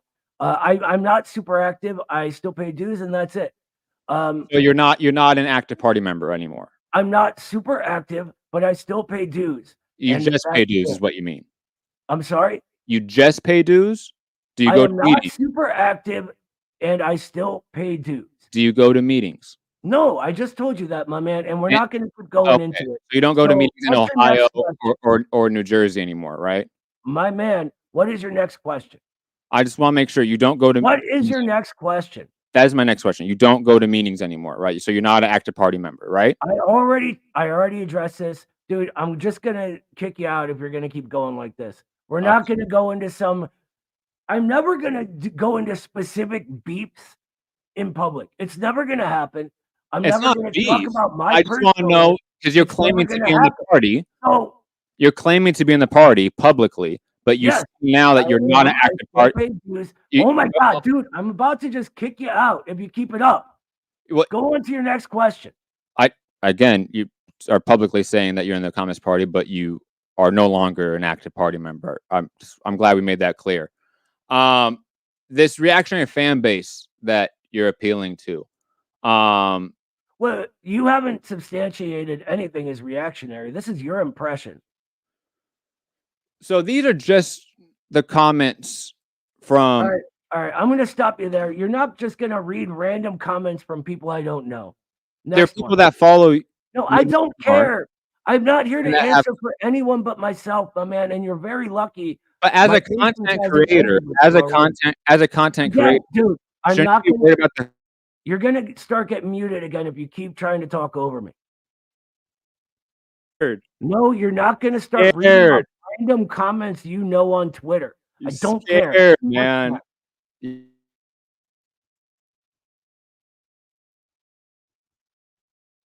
Are you done? What's next? Are you done being scared? You're trying my very ample patience. That's You're a content creator. that's You should hard worry to about do. the audience you're fostering. Again, I am not going to sit here and try to address some random people on Twitter that you got in arguments with. This is silly. Okay? I don't care about what anyone else says. You are talking to me, not anyone else. Go ahead. What about comments under your videos that you guys have posted? Can I read Dude, those off? Because those are your I don't know how fans. many ways I can tell you. I'm not going to sit here and talk for someone else that I don't know who said something that I've never seen. I don't care.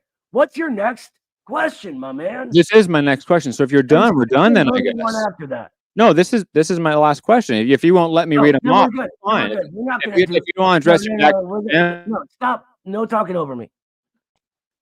We're good then. Scared. You're Yes, scared. I'm scared. Okay. So yeah, no, I'm not going to talk about some Twitter fight you got into. That's absolutely silly. No, that's silly. If you have what I've noticed throughout this whole thing is that every problem you seem to have is with someone else. And so my question is, why are you saying all these weird things about us when you clearly haven't even looked into what the Midwestern Marx Institute is? I mean, from your own words, you said that I helped found this institute, which I didn't. The bare minimum of looking into something before you repeat it should be what communists do, how we conduct ourselves. For me, it's a big deal to sort of act professional in public, try as hard as you can to always be sort of good faith, etc., which I hope I've tried to do, despite all the kind of silliness going on. But we're not gonna go over your Twitter fights. We're just not. Okay. Is that all you had? So it's not Twitter, it's the comments on your YouTube video. Again, I'm not going to answer for other people. They're not me, Matt. But they're your fans.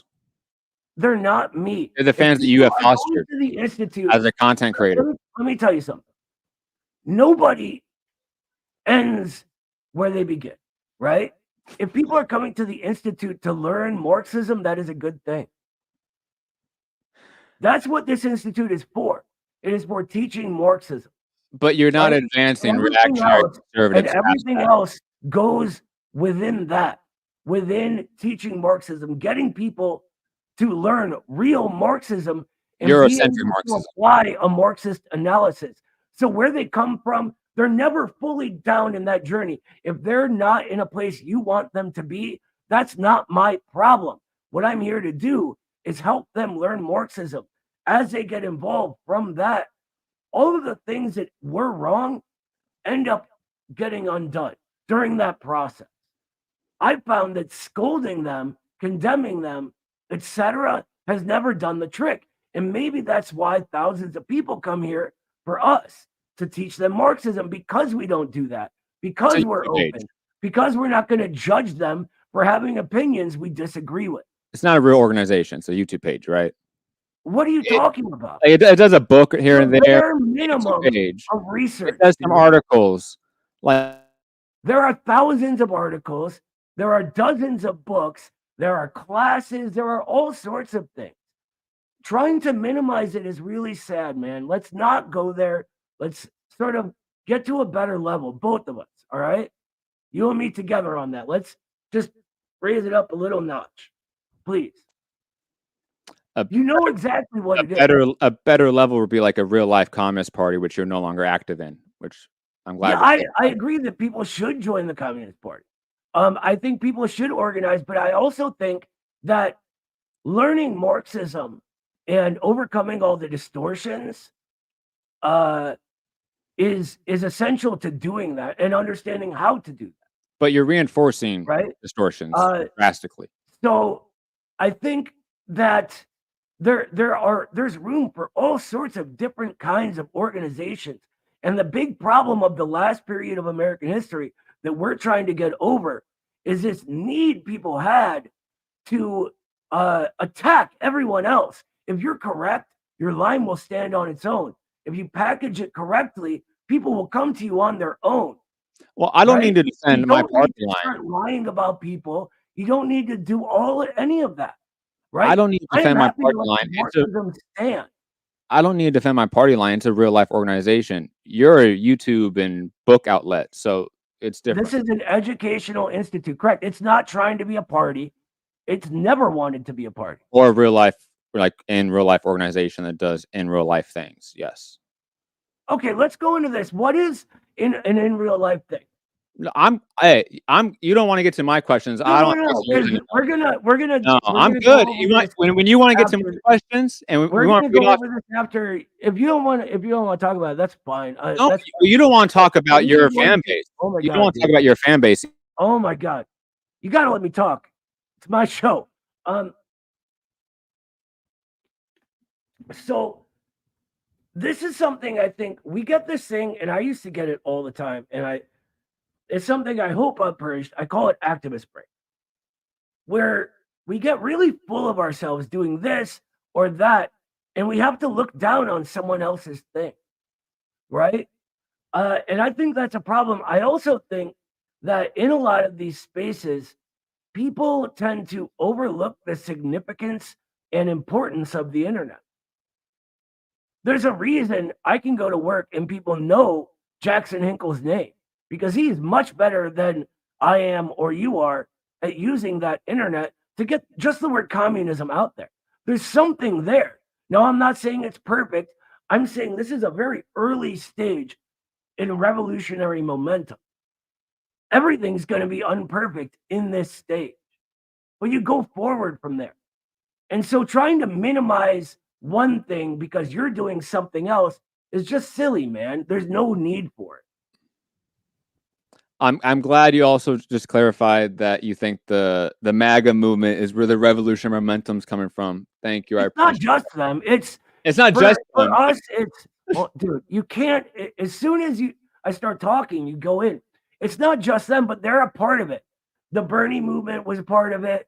The Trump movement is part of it. It's all these people just starting to figure out that there's a problem.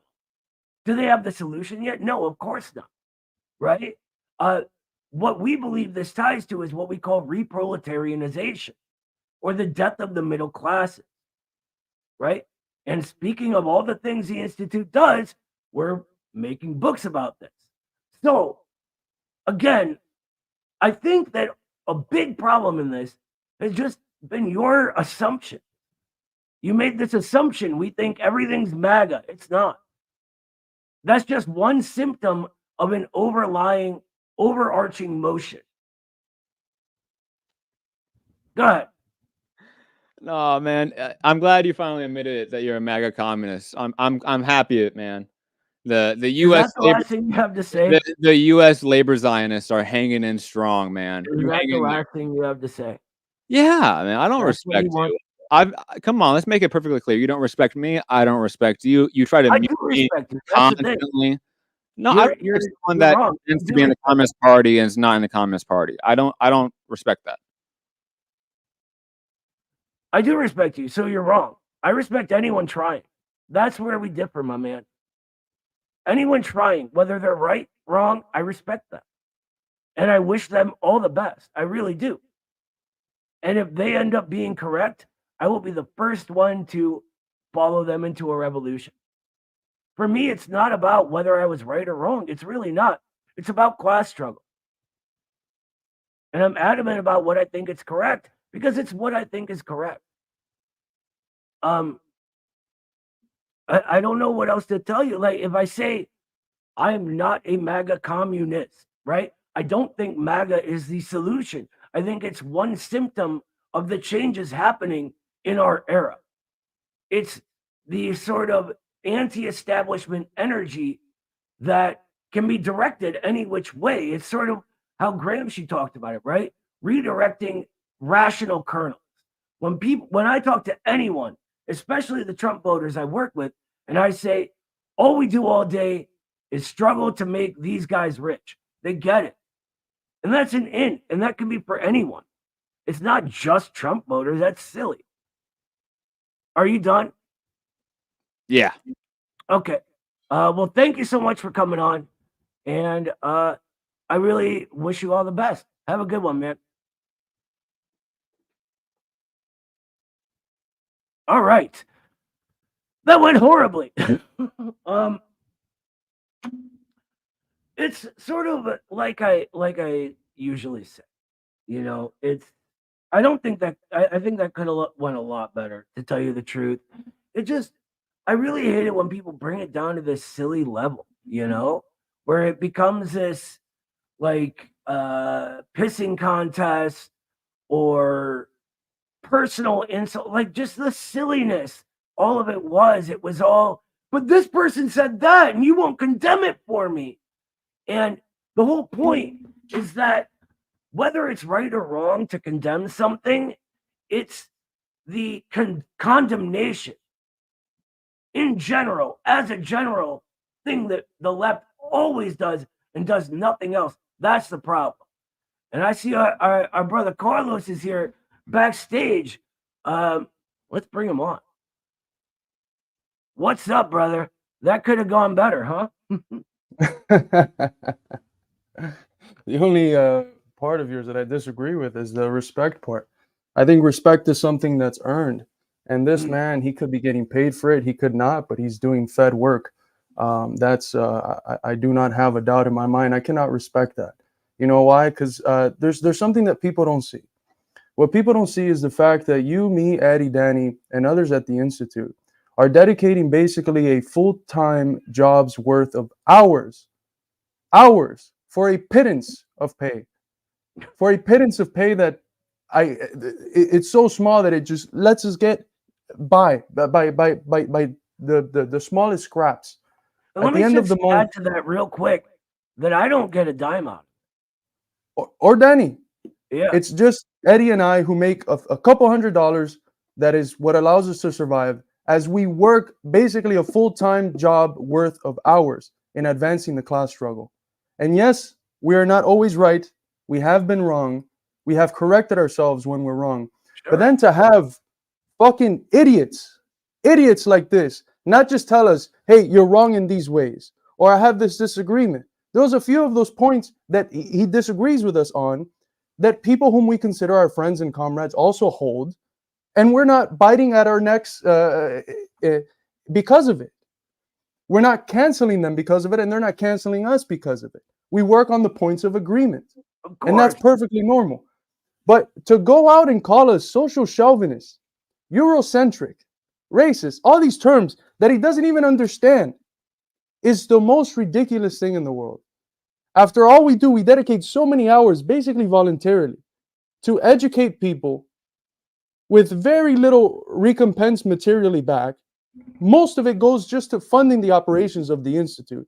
And then to have to listen to slimy rats like this fucking guy talk all the shit that he talks in a supposedly communist organization, that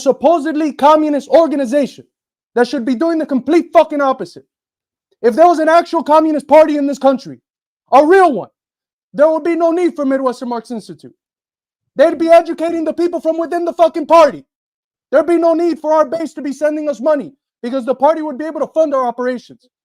We've educated hundreds of thousands of people. Before anyone was on fucking TikTok, and all of these parties are now on TikTok, we were on TikTok reaching millions. Before Jackson Hinkle, before any of them. Reaching millions of fucking people with a website that had at one point hundreds of thousands of views monthly, surpassing all of these groups that have been around for a whole fucking century. Why is that? Without any fucking money, doing what motherfuckers haven't done in a century. Oh, but it's not real because it's online. Well, is any of the publications that Marx, Engels, and Lenin did not real then? Because it's in the field of the war of positions, in the field of the battle for the hearts and minds of the people?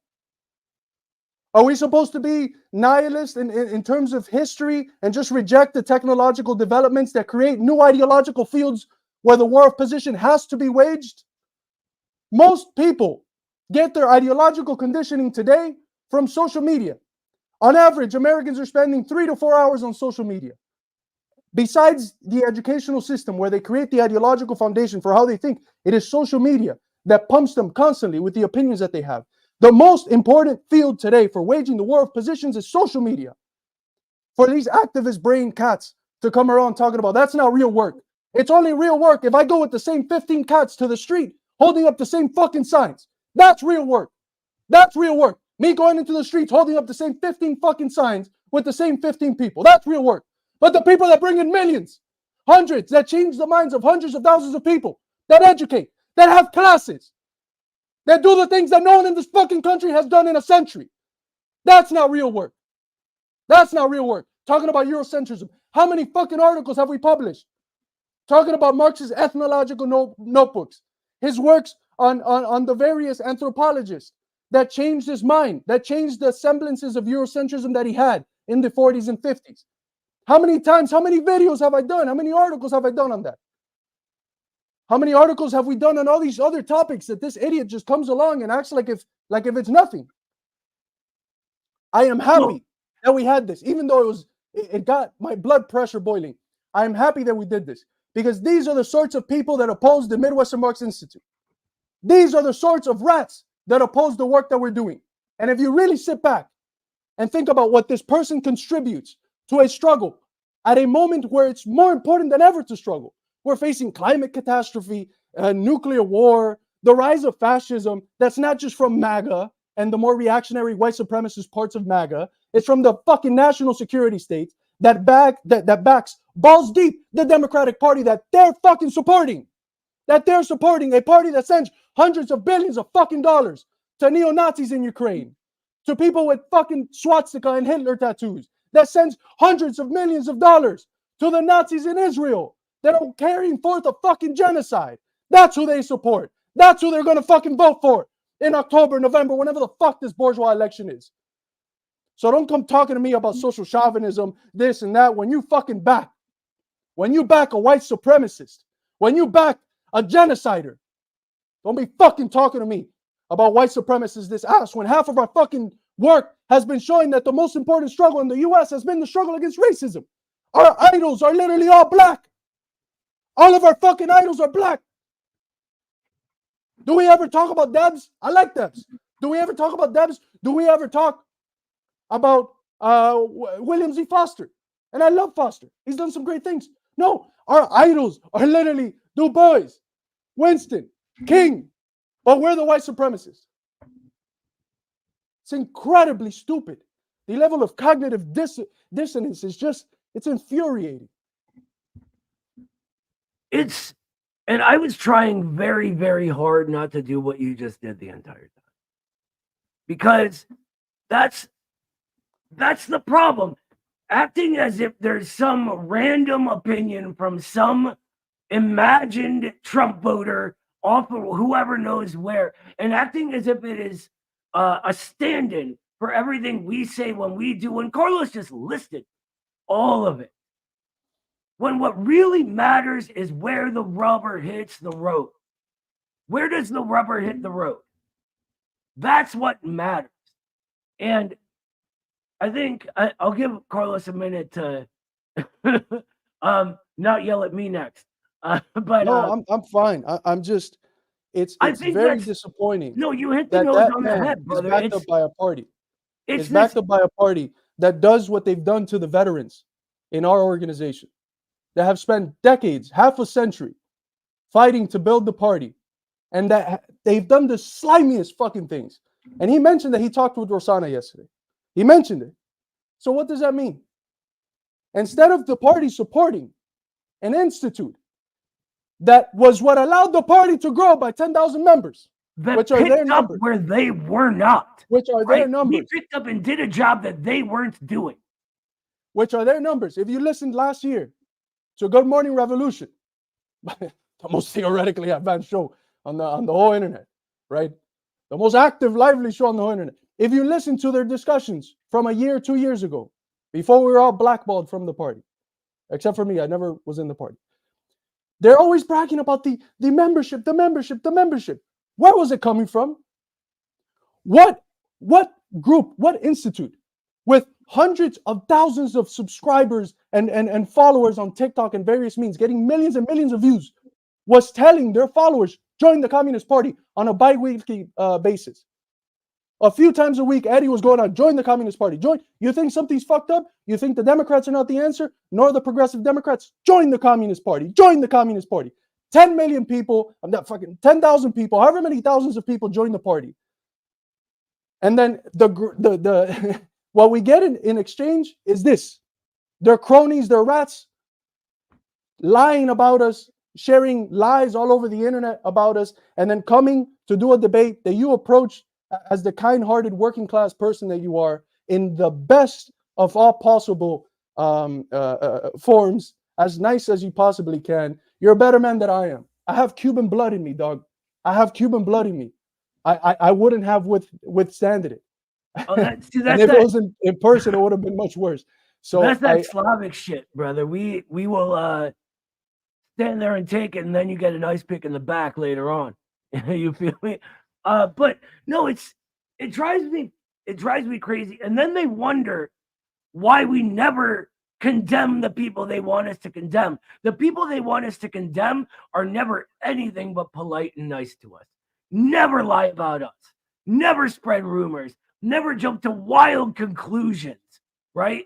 Like the moronic, I'm sorry, Carlos is getting me kind of upset now. The moronic notion that we are social chauvinists, right? Because we're Marxists, right? The word class reductionism should never be in a Marxist-Leninist vocabulary. It is class expansionism. You do not reduce things to class. You expand them to class. And this is what Marx did, right? And Marx straight up says it, right? He says that no credit's due him for even discovering class struggle, only for discovering that each individual class struggle is tied up with certain modes of production as history progresses.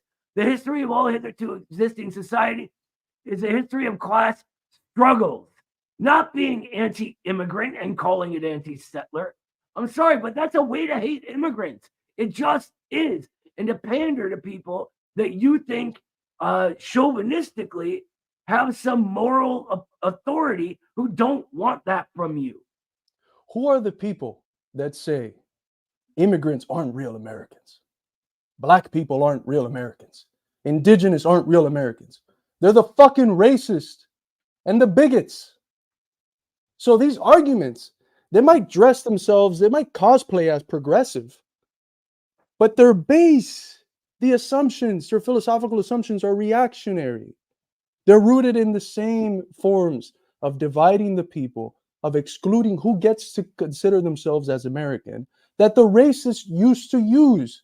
And the whole struggle of the Black freedom movement has been to overcome that. A struggle led by communists. Exactly. The civil rights movement, the civil rights revolution radically transformed the country.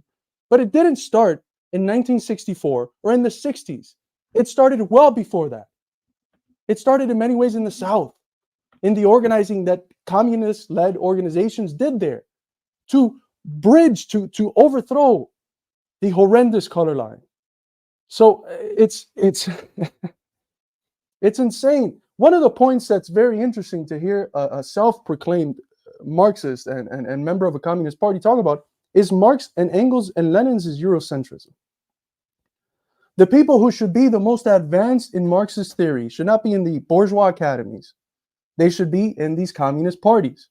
And if you're in a communist party and you don't know about the ethnological notebooks of Marx, if you don't know about his studies of the Russian anthropologist whose name is slipping, the study of Henry Louis Morgan, the study of all these people that studied Inca societies, Indian societies, Maya societies, and that allowed Marx to concretize his understanding, that allowed them to transform from a unilinear theory of history, historical materialism as a unilinear thing that has all these same stages all throughout the world, and to understand in a more concrete fashion the parts that were not in Europe. If you're not aware of the letter to Veras Azulis, to the debates with the Russian communists, to the debates with the Russian populists, if you're not aware of that, in order to then, when the bourgeois academy, because it's just a bourgeois academy, the recent bourgeois academy, they turn towards the ABC, anything but class theorists that Michael Parenti tells us about, the development of postmodernism. Those are the people that tell us that Marx was a class reductionist, that he was Eurocentric,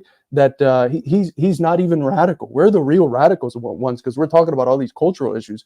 If you're not aware of how all of that is bunk, how none of that has any actual rootings in the oeuvre, in the collected works of Marx, Engels, Lenin, and if you come here to reiterate these assumptions that come from the bourgeois academy, what sort of a Marxist are you? What sort of a Marxist are you? You are a liberal cosplaying as a Marxist. There's not a semblance of Marxism in you. If you want to talk about settler colonialism as the dominant mode of production of our day, as if capitalism isn't a mode of life that has undergone various stages, that obviously when you overcome a stage, that doesn't mean that the previous stages completely disappear. We still have in the capitalist mode of life elements of feudalism. Of course we do. But it means that they obtain their meaning in a way that's mediated through the dominant mode of production, which in our age, it's monopoly capital, finance capital. It's still Lenin's stage, perhaps at a more advanced, intensified form that makes Lenin's analysis all the more pertinent. That means that, yes, we still have semblances of the settler colonialism, but it is mediated by this other central mode of production, which is monopoly capital. And all of the contradictions and all of those other things, they obtain their meaning in a way that's mediated through that dominant form, through that dominant stage of capitalism that we are in today. And this stage calls for unity of working and oppressed peoples. Unity, not balkanization, not bourgeois formulated ideas about national liberation, which Lenin and Marx and Engels never supported. They supported bottom-up, actual popular, progressive, aimed towards real democracy and socialism, forms of national liberation, as we put in various quotes from Lenin, Marx, Engels that are from all over the place. It is not an absolute principle. It is not an absolute principle. It's dependent, like everything else, on time and place. It's dependent on context. The vast majority of national liberation struggles have been progressive in character, especially in the era of imperialism, where these contradictions heighten. And the national liberation struggle takes on a class form. It takes on the form of a class struggle for many of these countries. We saw it in Korea, we saw it in China, we saw it in Cuba to a certain extent. But it's not all of them. Sorry, I just want to get in one more. What they do is they foist this onto the U.S. and act as if it's the same thing, because they're not viewing the U.S. in its particular form. The entirety of their Marxism, and this drives me cuckoo bananas, is piling memorizations on. This is why he only had the one quote from Lenin and just ignored it when I said, well, if you read the whole thing, he actually qualifies that. And he doesn't say, he says specifically it's not absolute. And I had to find the actual quote, right? Where he said, and this is what Carlos just said. Let me read the entire thing for you real quick, because Carlos has it right here. Including the various demands of democracy, including self-determination, are not absolute, but a small part of the general democratic world movement. What is that but a form of class struggle? He goes on and says, individual concrete cases, that part may contradict the whole. If so, it must be rejected. And that's exactly what this reverting to sloganeering, saying land back, is about. Land back for whom? In what context? Right? From whom? That's assuming that the Great Migration, which is what allowed the party to reject, it wasn't some turn towards revisionism, as people are saying in the comments. Well, it was the Great Migration. On the revisionism, that's because they look at it with the idea first. The idea first, and then they just foist stuff, unreality. Exactly. But assuming that the Great Migration didn't happen, who are the people within Black leadership, not just bourgeois Black leadership, within Black leadership, the NAACP and the other organizations, radical organizations, Black proletariat organizations, that were opposing the Black Belt thesis of the Communist Party? It was literally the vast majority of these organizations. Du Bois rejected it. Why? Because it's wrong. It was something that was foisted on our party, frankly, from Moscow. It was a policy that Moscow saw was working in its region of the world, and it said, well, let's do that in the US. And that's just not the reality. It has never been. It has never been the case that an even remotely significant portion of Black Americans consider themselves not Americans or African or some other nation. That is just not the case. And the proof is in the pudding. Look at the organizations that base their organizing around that. It doesn't matter how deep they are in Black communities, embedded in Black communities, they don't get any traction within those communities. Exactly. Because Black people are the heart of America. There is no America. The way you define something, when you have to look at it in movement, the way you understand it as a process riddled by contradictions, is not by looking at the aspects within those contradictions as the pole that is dying out. You look at the revolutionary pole, the pole that is bringing about an impetus, a movement forward in terms of history. And America is not defined by the reactionaries, by the imperialists. America, if it's going to be defined and understood in a comprehensive dialectical manner, it has to be understood by the progressive forces that have pushed forward the class struggle. They have made the democratic struggle and have made significant victories in that democratic struggle, making the class struggle more acute, as Leninism teaches us, and that have created the conditions that we have today, which is as fertile as ever for a united multiracial working class struggle, where we are literally seeing something that resembles an actual people, composed of many different communities, many different regional differences, but an actual people. And if you don't believe that, have any American from any part of the US go to any other country. Even if they subjectively don't believe it, anywhere else in the world, they'll recognize what they are. So it's completely absurd. It is rooted in many ways in bigotry and racism. Their arguments are refurbished with a progressive gloss of the assumptions of the racists, and that has to be rejected. The whole Black freedom movement, the most radical tradition at the forefront of the class struggle in the US, has not thought of, in terms of separating Black people from America, but of leading America through the Black freedom movement. And this is what we've been getting at forever. That it's been a form of class struggle, and not just a form, but the primary form in this country. And this is something I tried to get into, and I mentioned it, but the guy kept interrupting me as soon as I would try to make a point, and it devolved into silliness. But when I said that this is just rehashed white man's burden style racism, right? That what we're talking about is something deeper than you finding token Native Americans that agree with your preconception, right? It is instead the reflexive understanding people have that they are American, which is why I brought up the example of people with their tribe's flag next to an American flag, right? That have straight up said, we are all Americans. In fact, we're even more American than you. We were here first, and this process has gone on longer for us. And it's absolutely correct. I want to, before we get carried away, can I say a few things before we get into the super chats? I want to address one more thing. Actually, go ahead and talk about Jackson Hinkle and all that, brother. Because that was another very interesting point. Right? I think it might be only in the modern era where you go to have a debate or conversation with someone, and all you talk about is what someone else said.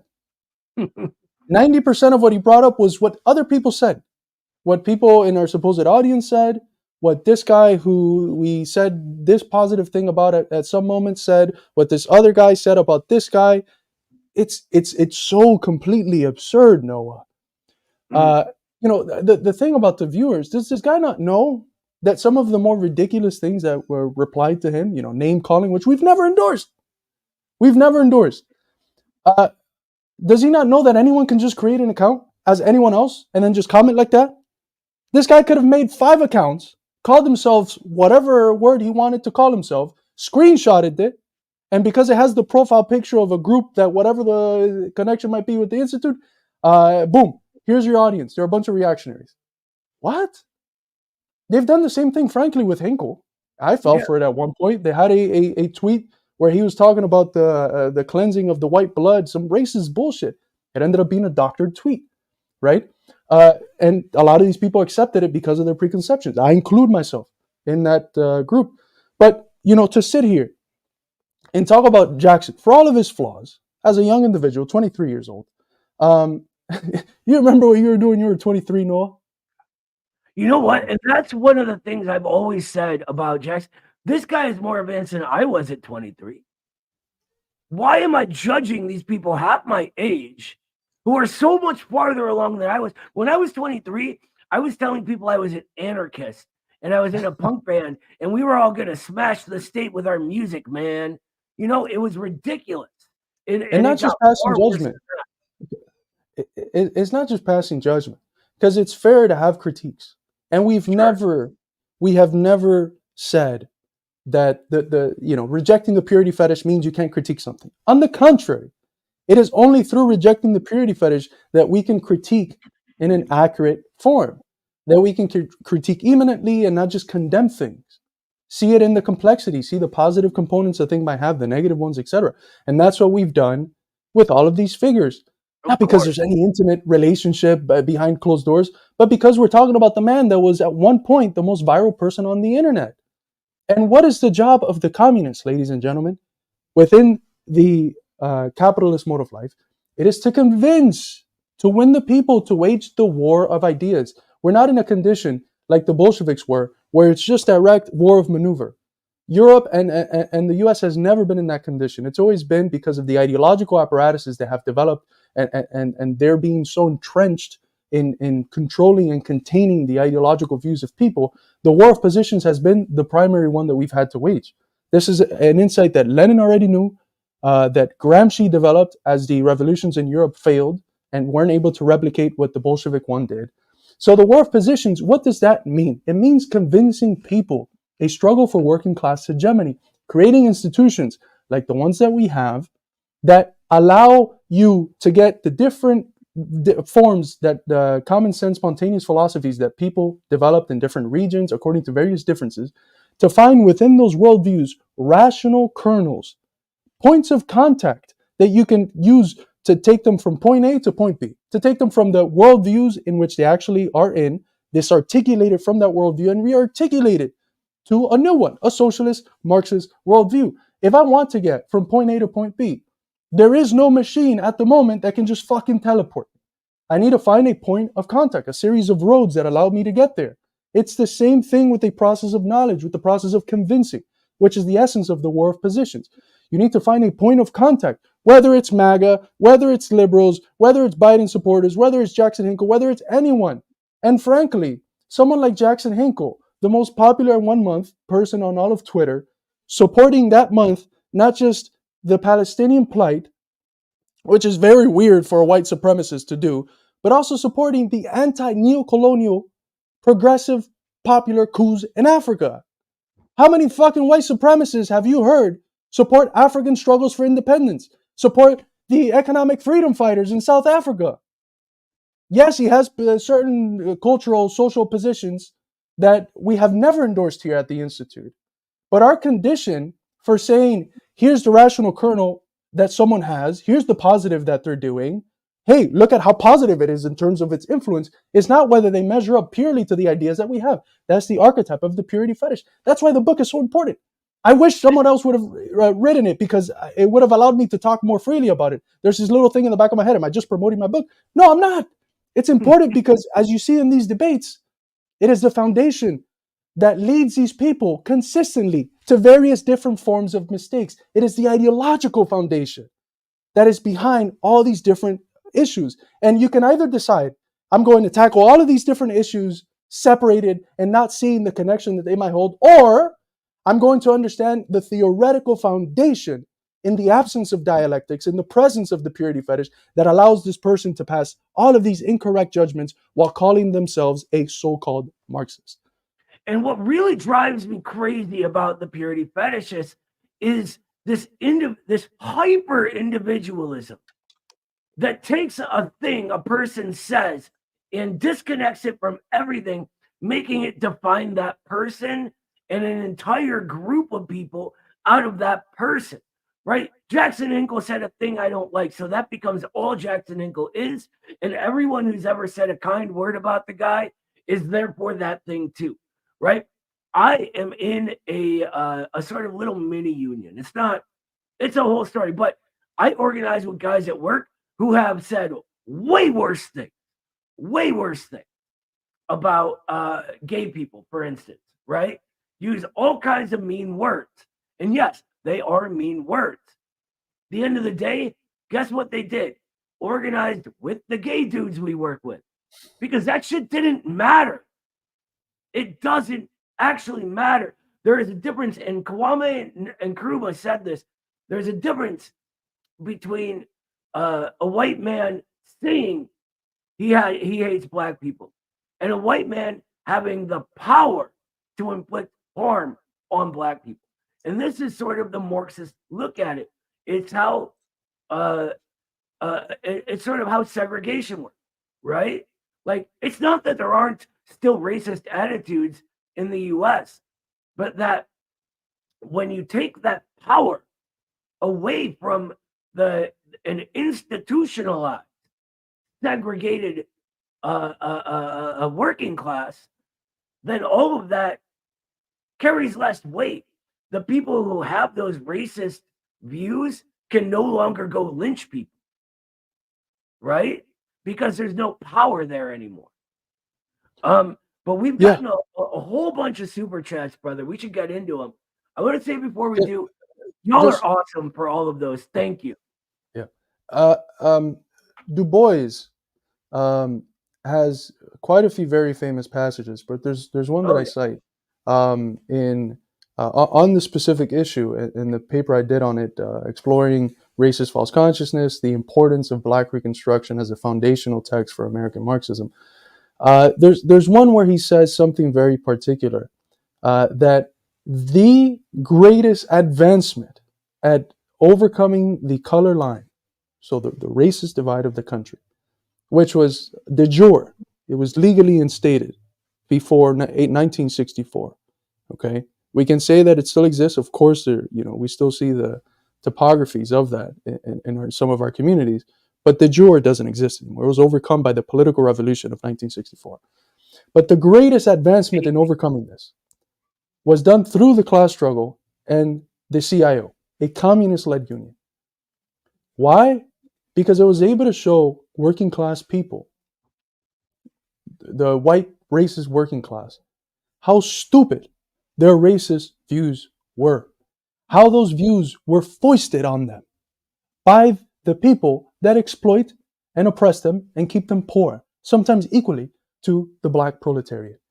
So it was through class struggle that thing that hinders class struggle, i.e. racism, is overcome. That is a contradiction. Precisely, if you think dialectically, why they won. Right? If you think dialectically, you're able to understand the contradiction. But if you see a contradiction and you're like, whoa, and you do the good old Zeno of Elia move where you're just like, false, the way of opinion. If that's what you do when you encounter a contradiction, you won't understand it. But it is that contradiction unfolding itself that allowed for the greatest victories in the U.S. class struggle. It is, yes, racism was the biggest factor preventing the class struggle. Here's the paradox. It is only through the class struggle that racism was overcome. And dialectically, that is perfectly resolved, right? Perfectly reconciled one with the other to a sort of mechanist thinker that doesn't compute, right?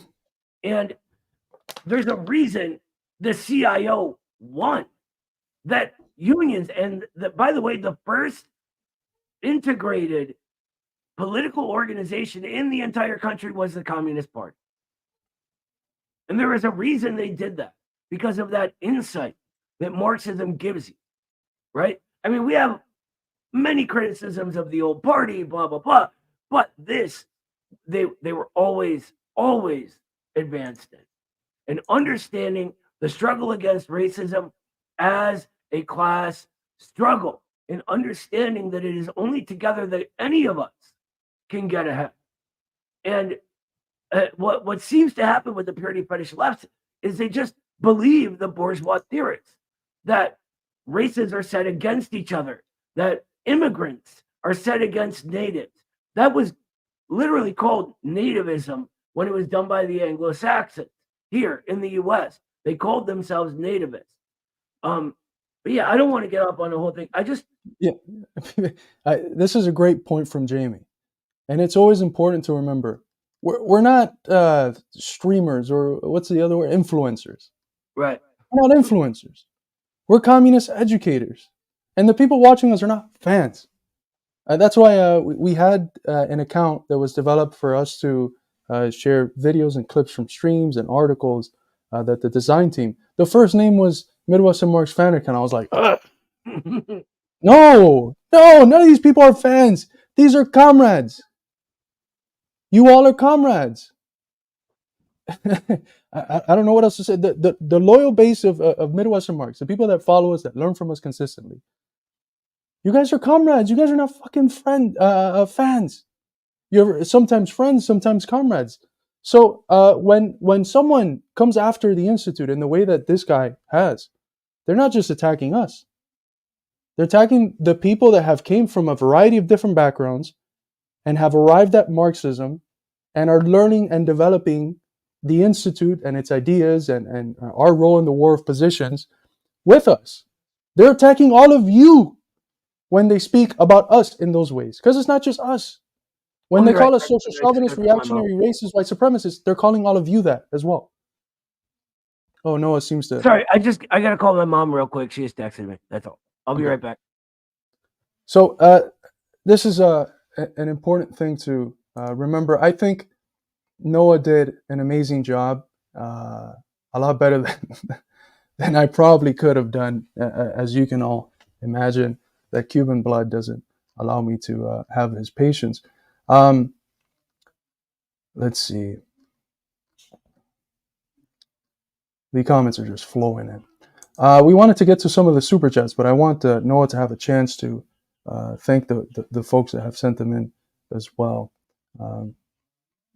They're all for you. They started coming in when you started going. No. Yeah, especially, I mean, that part of not being fan is especially seen when so many of the videos that we react to, the things that we comment on, are stuff sent to us by the audience.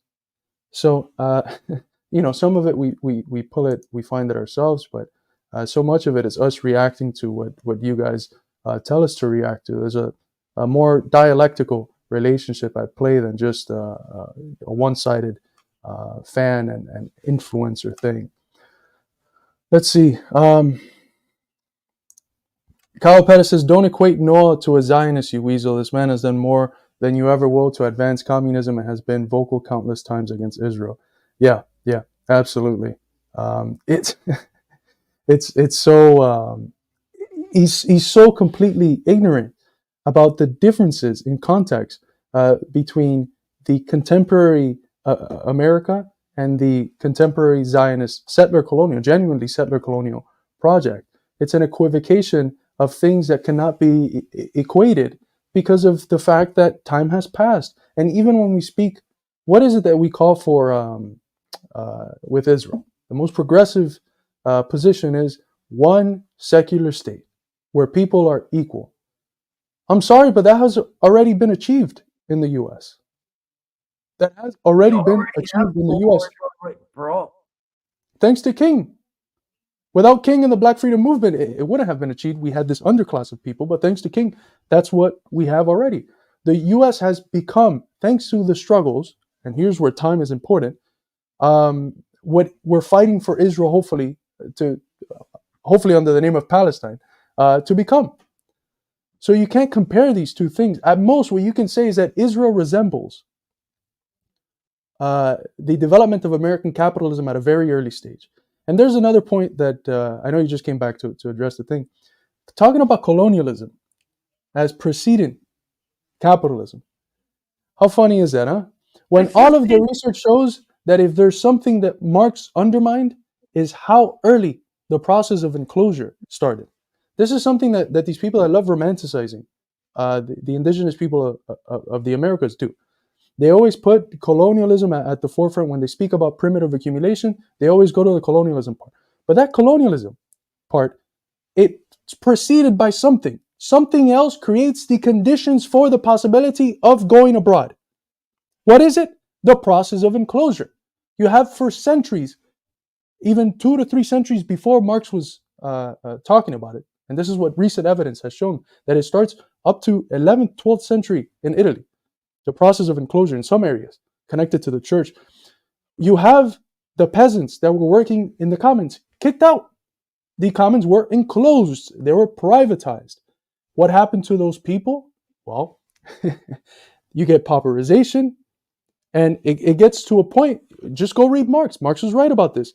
If they caught you in the streets without work more than 3 times in many places, in Holland, the most advanced capitalist countries, they could literally enslave you.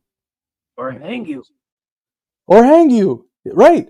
There was the developments of the clinics, right? This is where, you know, some of Foucault's works on the developments of the clinics and all this stuff is somewhat helpful, because you send these people to the mental asylums, right? Or you send them to the prisons, which are developing around the same time.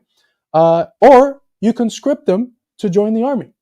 So you have a people that have been dispossessed, that has allowed for the material conditions of accumulation, the first primitive accumulation, which then created the conditions for the possibility of modern capitalist colonialism.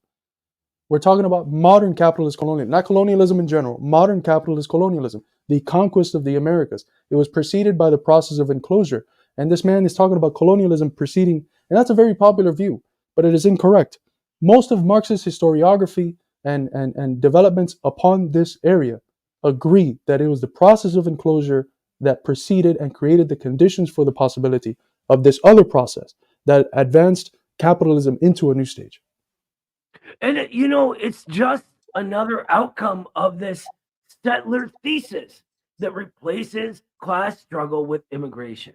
There is a reason that Marx, Lenin, etc., was not calling any of these people class collaborators, which would be ridiculous to speak of them as. But people with this settler thesis do call them that. Yeah. Right? And I think that I was trying to get into an actual point about this with how Lenin really viewed the U.S. and the progressive nature of the American Revolution, but it's so hard to do when they're just like weighed down by all of this incorrect information. I could tell right off the bat he was getting all of it from things like Settlers and Horn's Counter-Revolution book. And I was trying to bring up this amazing article that Marius Trotter, who writes for our institute quite a bit, wrote on this, that he's a historian, a trained historian in the Bourgeois Academy, knows his stuff, and went down the list with this wasn't correct, this wasn't correct. And so when you have all that incorrect information coming at you, then it's impossible to develop a real analysis. Marius is an organic intellectual, by the way. Don't degrade him by calling him. I thought, oh really? I thought he was.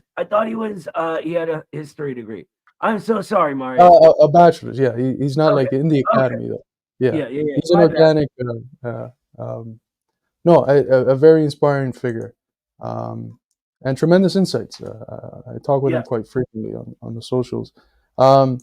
Commonwealth Dragon, thank you so much for the $2 super chat, brother. Various tribes sided with the CSA in the Civil War. That's another, quite a few of them sided with the South during the Civil War and kept on African slavery even well after it was abolished in the U.S. South following the Civil War. That's when Lenin's talking about some national human beings to these people, they're not. They're a perpetual victim to sort of look at as a victim, right? And feel bad for from your pedestal of being up here. Yeah. And that ain't right. That's why I said I'm never going to tell Native Americans what time it is. How is it going to look if me, right? Now, I know this camera makes me look sickly and white when I'm actually very much part brown, but that's beside the point. I look very white. I go to a Native American tribe and go, hey, you guys aren't real Americans. What does that look like? I mean, come on. Let's get on to the next super chat, though. Thank you so much, VLX 11387. That's your problem. Jackson goes viral and you're nobody, Matt. Guess who's more useful to spreading the message? The fact that he's an open ML is huge. That's absolutely right. I mean, we've said it a million times. We don't agree with everything Jackson says. We don't have to. That's not the condition for supporting the good parts of what Jackson says, which are many. He's on Twitter, at least, one of the platforms that plays the role of a technological polis in our contemporary society. He's been on issues of imperialism on the right side of things. And if there's something about the social chauvinists, it is that they are never right on the issue of imperialism. So Russian authoritarianism sides them with neo-Nazis. China's not real socialist. I mean, we can go down the list on that. But this is sort of what we were planning on talking about at some point. Anyway, it's this inability to see the importance of the internet.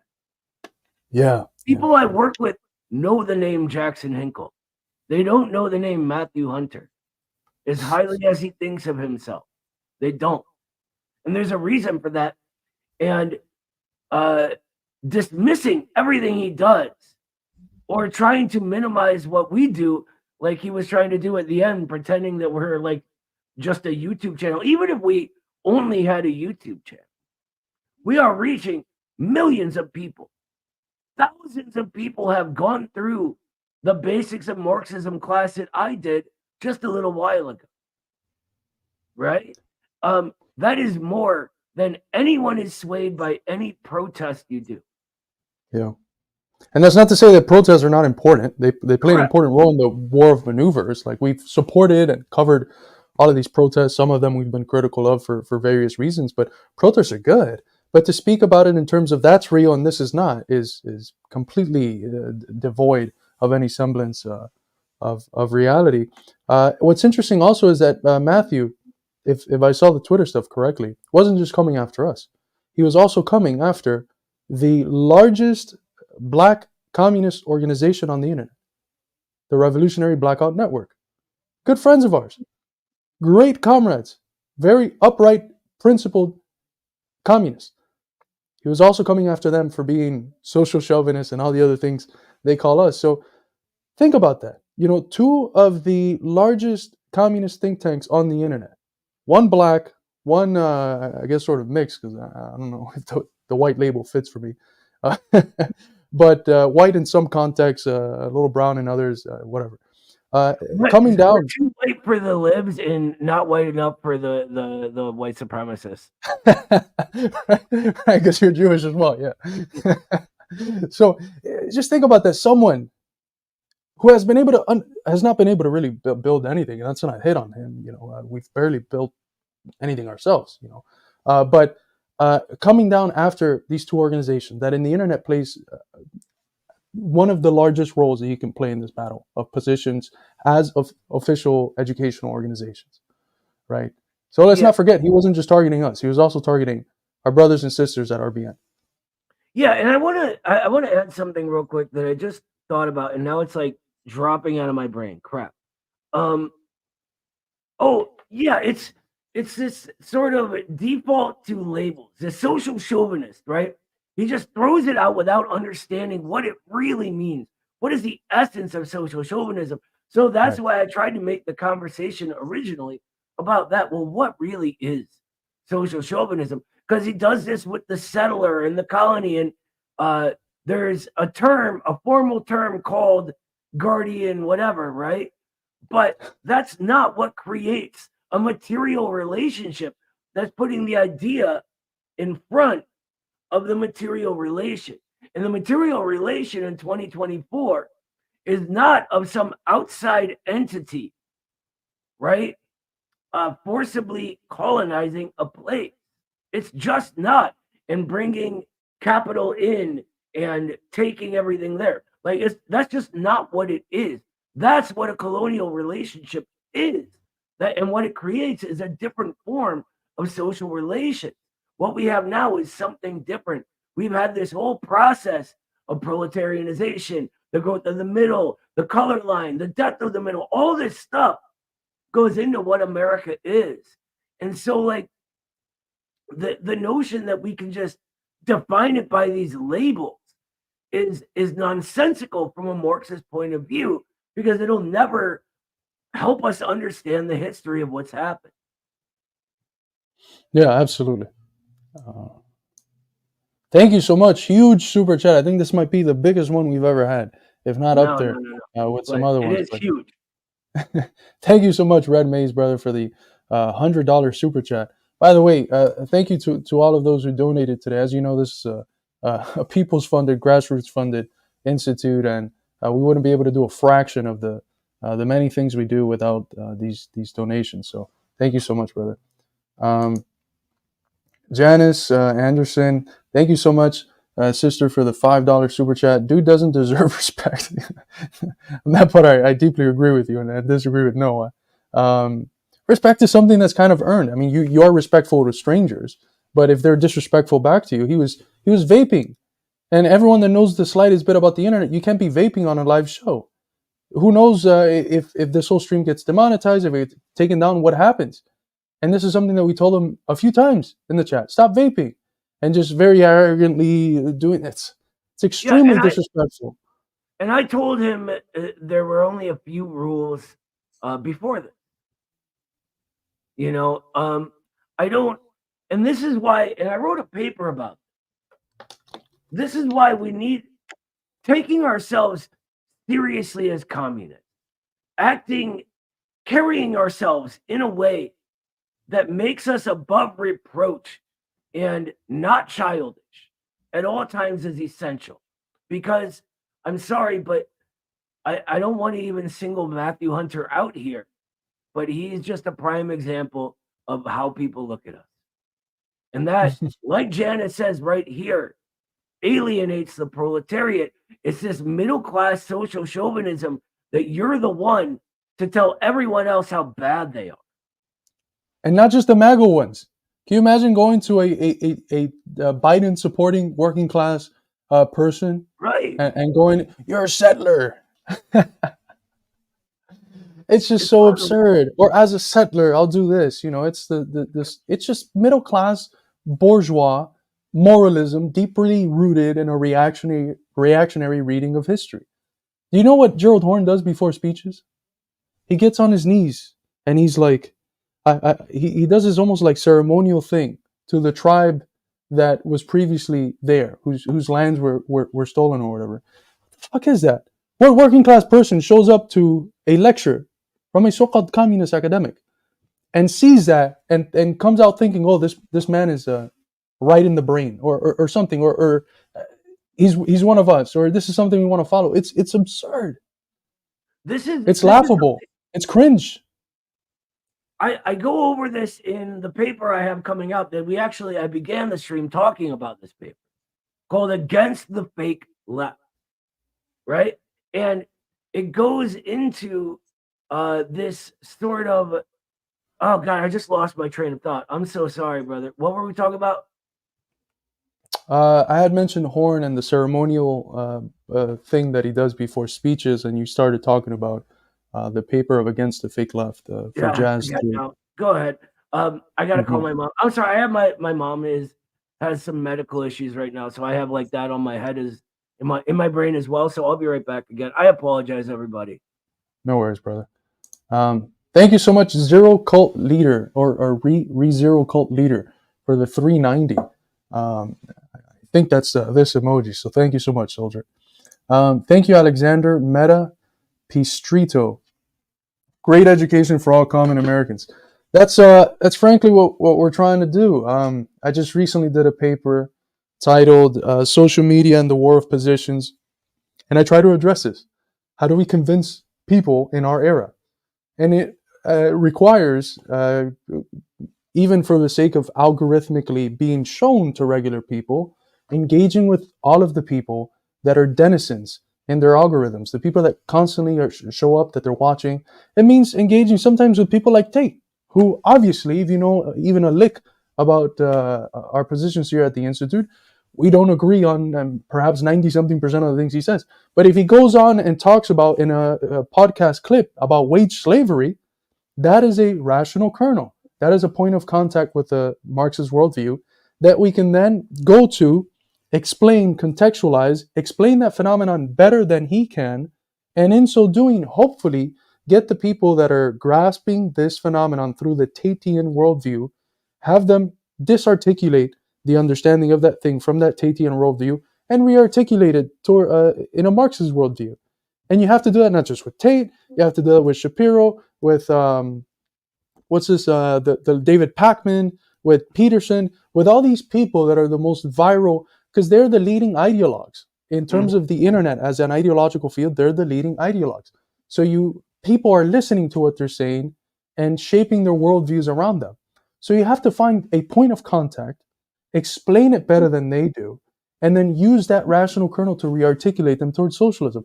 I did this with a Tate video.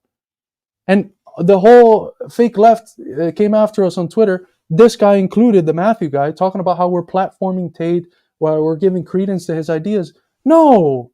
If you're an actual communist, you would realize that we need to convince people. And this is one of the ways I convince.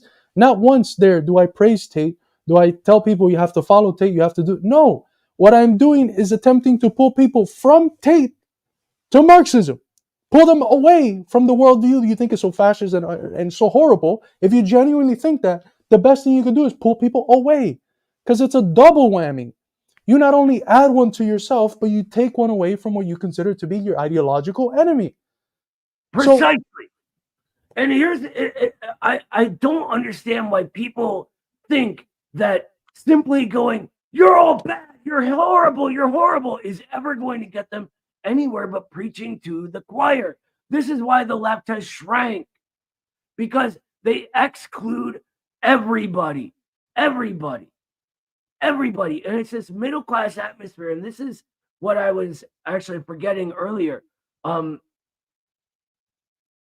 in 1934, I think it was 34, the Communist Party realized they were all middle class.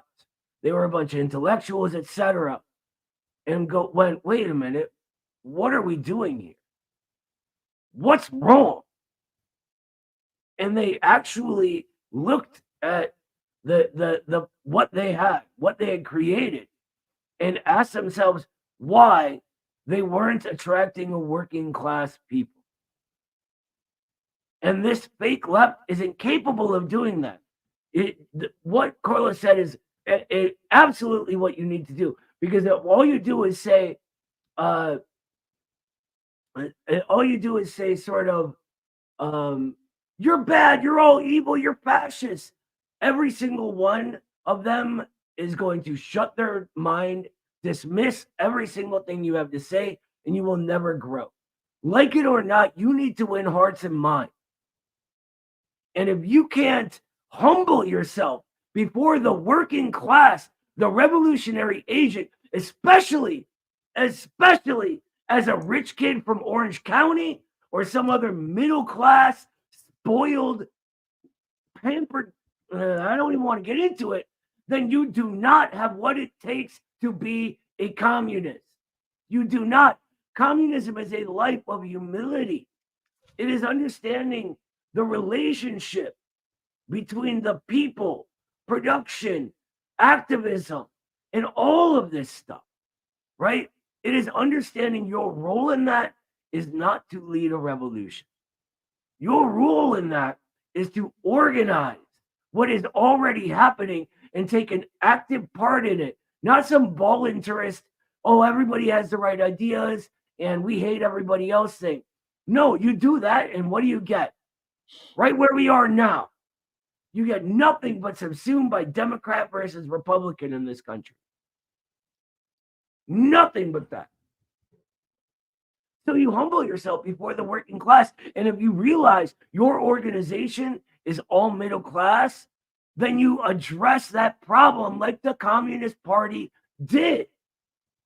Right? And you say, what can we do to actually be appealing to the proletariat? Because something we're doing is driving them off. But they're not interested. And a lot of this rests on the misconceptions, which I'm constantly getting at. A lot of these middle class people, because they're definition mongers, go from a definition of proletariat that includes themselves, that includes movie stars as part of the proletariat, which is ridiculous. There's a thing Marx said about mechanistic thinking like this, and he said, if these are Marxists, then I am no Marxist. That's exactly what he was talking about. People get themselves in this activist bubble, and I've been in it, and I know how easy it is to just sort of think that your little world is everything, but it is tiny. It is insignificant to the vast majority of the country. You know who's not insignificant? Jackson Hinkle's not. There's a reason for that. And if you can't humble yourself and try to figure out what that is and what you may be doing wrong, then you do not deserve to call yourself a communist. You just don't. It's not just Jackson Hinkle. Yeah, and it's not. Lenin said that around wolves, we have to learn how to howl. It means also learning from successful bourgeois ideologues on how it is that they're able to spread their ideas far wider than ours. Because, yes, a big component of that is the fact that their ideas are boosted in the algorithm. But there's also other components rooted in production value and, and the fact that some of them do have a lot more money, but some don't. And they're still so it's about learning how to have the best means for getting your ideas out there in the war of position. And if you're confident in Marxism, you're going to win because it's the best worldview that allows us to make sense of things. But, we're talking about a guy that considers white workers settlers, quote unquote white workers. Because again, we follow Baldwin in this, and that the category of whiteness is premised on these structures that we hope to destroy. So we would like to destroy the category as well at some point. But there's no concern for him to appeal to working people. There isn't. And that insular bubble, he's probably talking to the 5-6 cats surrounding him who told him, "Oh my God, you destroyed the settler." The settler, a fucking half Georgian Jew, half Irish settler. What? If he would, it's funny. Like I would joke, like, you should see my family events. But no, it's wild to me that this is what's going to become of it. And I'm happy to let the public do with it what they will, right? Yeah. I think that I could have done better. I was genuinely I didn't try to approach it as a debate, and it was clear he kept trying to do that. But when you debate, you don't get at the truth. You don't get at the actual point ever. You repeat sort of distortions, misconceptions. And he was getting very upset when I would stop him and be like, no. Your first thing is not the subject. We need to get back to the actual subject. And then the whole list, there's even like a thing, they call that thread galloping, right? Where you just rattle off a list of supposed transgressions because they never all get addressed. It's much easier to rattle off the list of lies than it is to explain each one. So, of course, I go, let's just stick one by one. We're not going to, go from this to that. And when I have to actually, I'm sorry, but I didn't have to mute Drew Pavlou, not even once. And that guy rambled on and on and on and on because he wasn't doing it. Right? And you've had conversations with Osiris from Middle MAGA a bunch of times. The folks, pay attention to what has happened here. Look at the conversations that Noah has had with people from outside the Institute, people who, hold ideological positions very different than the ones we hold. The MAGA, Osiris, friend of the Institute, who's, I think it's a regular show that you're having this conversation. So it comes from the MAGA. And then the Drew Pavlou, which comes from a liberal, more neoliberal worldview. They might have horrible ideas on other things. I think Drew perhaps a lot more. quite a lot more. But just look at the respect how respectful the conversations were. There was no, you weren't irritated. You were just talking with, they a lot of the times weren't really irritated either, or just questioning themselves, and it was a genuine conversation. And now look at the conversation that Noah had today, that he approached attempting to have it be a conversation, and that this person treated it as an almost like Vosh-like debate. They're two people in the same party. In the same party. That's an utter embarrassment. It is an utter embarrassment. But thank you so much, Fruge, for becoming a new member. Thank you, SL88. We need to work together and not repeat history. Absolutely. I think that's important. The imperialists survive, not just the capitalist ruling classes, but all ruling classes survive off of divide et impera. You divide, and that's what allows you to rule. That's what allows you to conquer. The anecdote to that is uniting the people. If you are functioning in your everyday practice in a way that just creates more divisions, more schisms, more splits, you're acting objectively. You might subjectively think you're doing something else. You might subjectively think you're the greatest revolutionary in the universe, but objectively you're acting in a way that's completely compatible with the interests of the elite. You become Trotsky. You become Trotsky at that point. Trotsky, until he got killed, was convinced that actual socialism in the real world was bad, and his pure thing that exists in his head was good, and worked against actual socialism his entire life after that. Yeah. Right? Or at least for a big chunk of it after the Lenin's death. Red Maze, thank you so much for another $10. Red Maze gave 100 earlier. Thank you so much, brother. I find, quote, guilty by association is a technique of those that have nothing. Absolutely. 90% of the things that this dude brought up were like, this guy who's not you and not a part of the Institute said X. And you said X about this guy. You're guilty. It's so incredibly stupid. And it's like when you do a proper Marxist analysis of anything, you need all of the context. So it's like, let's say Carlos said something crazy that I had no idea about, right? You take a little screen grab of that and you go, but you said you love Carlos. You call him a brother, right? But he said this crazy thing here. And here's you saying you love Carlos. Like, that doesn't match up. You can't, that's not getting this concrete. You're staying abstract, right? And you're transposing that thing Carlos said onto me where there's no connection. Now, Carlos hasn't said anything crazy, but even so, and I want to say, like, I'm kind of off and on watching the chat. It's just going by super fast. But I noticed someone mentioning decolonial theory. And that's how they arrived at where they are. And I think that's important to address, actually, because the Marxist view isn't really that we're anything, right? And Vijay Prashad, whom we've interviewed, we don't agree with everything Vijay says by any means, right? But he is a positive figure. And he recently said, like, of course I'm not decolonial, I'm anti-colonial. And there's a big difference, right?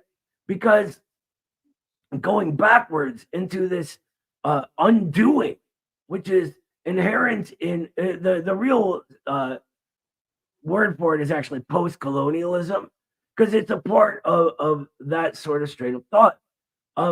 That's impossible, right? You can't turn back the wheels of time. What you can do instead is understand the development of history and where you go from here, right? So I think it's important to understand that and understand the Marxist view of it. And I also think that understanding the sort of post-colonialism bourgeois theory is important too. And if you're interested in that, another person that we've interviewed that we do not agree with everything they say, again, Vivek Chibber, check out our video that we did with him. It's absolutely great. Just to like draw that line, why Vijay says such a thing, and the real difference between that. Right. And I think not everything can be reduced to what's hip in the radical part of the academy, but it should Right. give us some insights. And decolonial thought is extremely popular in the more so-called radical, pseudo-radical parts of the academy. There's conferences, there's journals, there's all sorts of stuff, just like post-colonialism. What you won't find in the academy is seminars on the anti-imperialist struggle, seminars on Lenin, on Marxism, Leninism. You won't find anything that has to actually do with the forms of Marxist thinking that have actually succeeded in revolutionary movements against imperialism and capitalism. That's what you won't find. But decolonial, everywhere. It's everywhere. And I tell you, as someone that's within the academy, it's everywhere. We have to decolonize this. We have to decolonize that. The fuck does that mean? Their slogan of decolonize your mind is the worst. Oh my God. Putting the impetus on the good thoughts of middle class Americans rather than the anti-colonial struggle in the real world is crazy to me. But Carlos, you actually said something that stuck with me a long time ago when we first started talking about this and sort of trying to figure out this question. That when people wage these anti-colonial struggles against an occupying power, a financially occupying power, whatever it is, they raise the banners of Marx and Lenin. They do not raise the banners of Spivak. It is the red banner of the people. There's a reason for that. Yeah, none of the decolonial theorists are popping up in the global south massive rallies from communist, peasant, and working class organizations. They're just not. It's an academia thing, and it's a thing that a small group of in some way knowledge elites within colonized and imperialized countries participate in because it lets them into the club of the Western academies. That's frankly, I'm sorry, but it is what it is. Thank you so much, Stephen, for the $5 super sticker. Thank you so much, brother.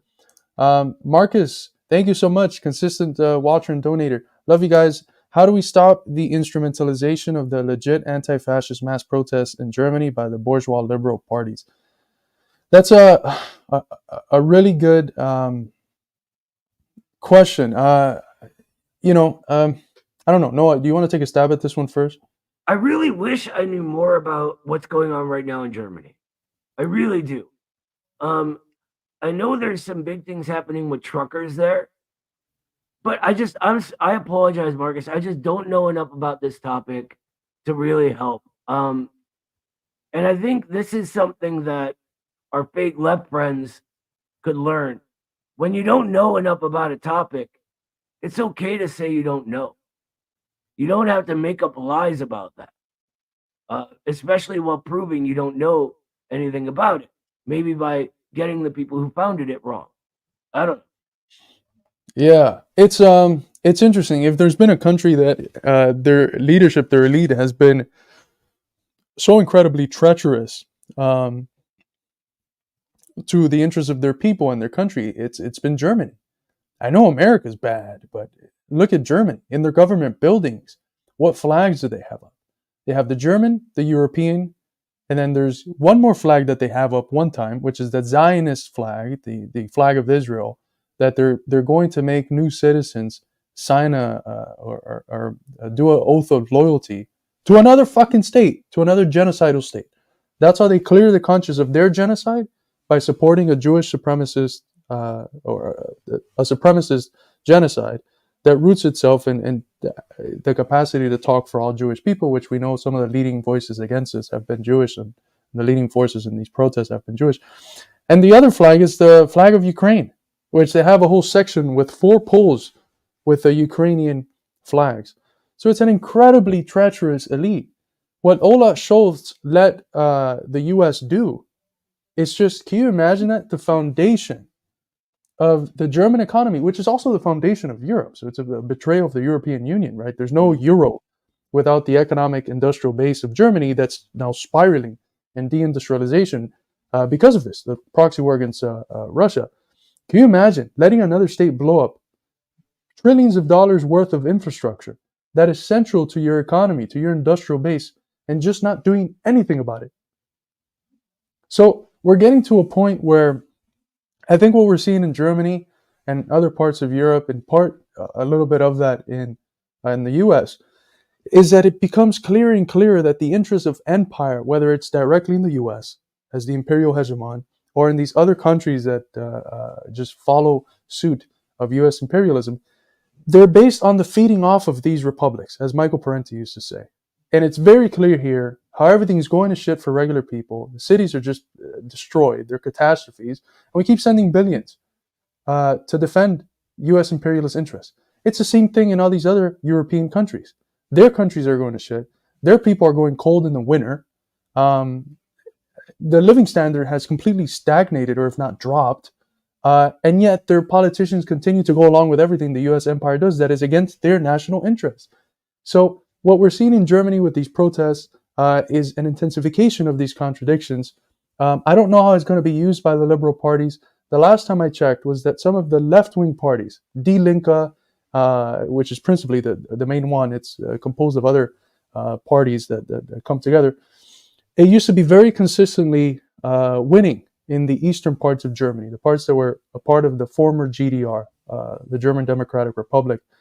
It hasn't now. Now there's a threat of more right-wing pseudo-populist forces grabbing power in these areas, because Die Linke, the official socialist left in Germany, is against removing the sanctions on Putin. They ostracize anyone who is in favor of saying we should not be sanctioning Russia.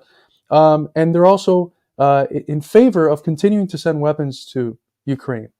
So they've completely followed the line of the imperialists with the question of Russia, and it's destroying the German economy and obviously affecting tremendously the lives of the German people. So there's a real crisis now, as there is in many parts of the world, where the split between the schism between the elite and the people is becoming more and more pronounced. The contradictions and antagonisms are becoming apparent, and there's no strong left forces and organizations to take that revolutionary, that potential and actualize it in a revolutionary movement. And I think we're seeing part of that in Germany, and whether those forces get instrumentalized by the liberals or by the right or whoever it might be, the reality is that there's not the organizational basis for a genuine socialist, anti-imperialist left to use these mass protests and give them direction towards where the actual interest of these protesting working class people is, which is in the struggle for socialism and overcoming the parasitic, imperialism following states that they exist in. Yeah, that's what happens with the lack of a powerful communist movement and party, right? People underestimate the just difference in conditions we had because of the mere existence of the Soviet Union. China's a whole nother bag of bananas. They've always been more keeping to themselves. But this is sort of like, where do you go? What do you do? There is no Communist Party to organize that. So what do?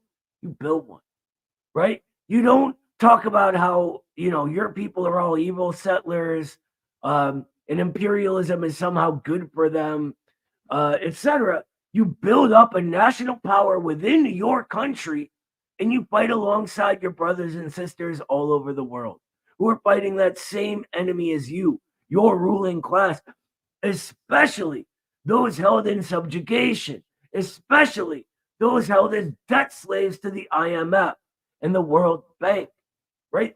Their enemy is our enemy. Their victory is our victory. Our victory needs to aid their struggle, just like theirs would aid ours. It's one class struggle, just different forms. And I'm so sick of all the class reductionist. It's all class struggle.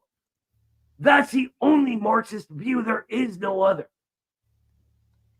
Right, and that's not to say that it doesn't take these other forms. It does, but when they do that, they are forms of class struggle. Precisely, they're working people struggling against the ruling class. That is class struggle.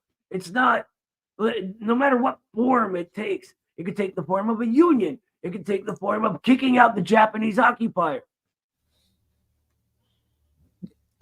Thank you so much, Janice, for another $10. Thank you.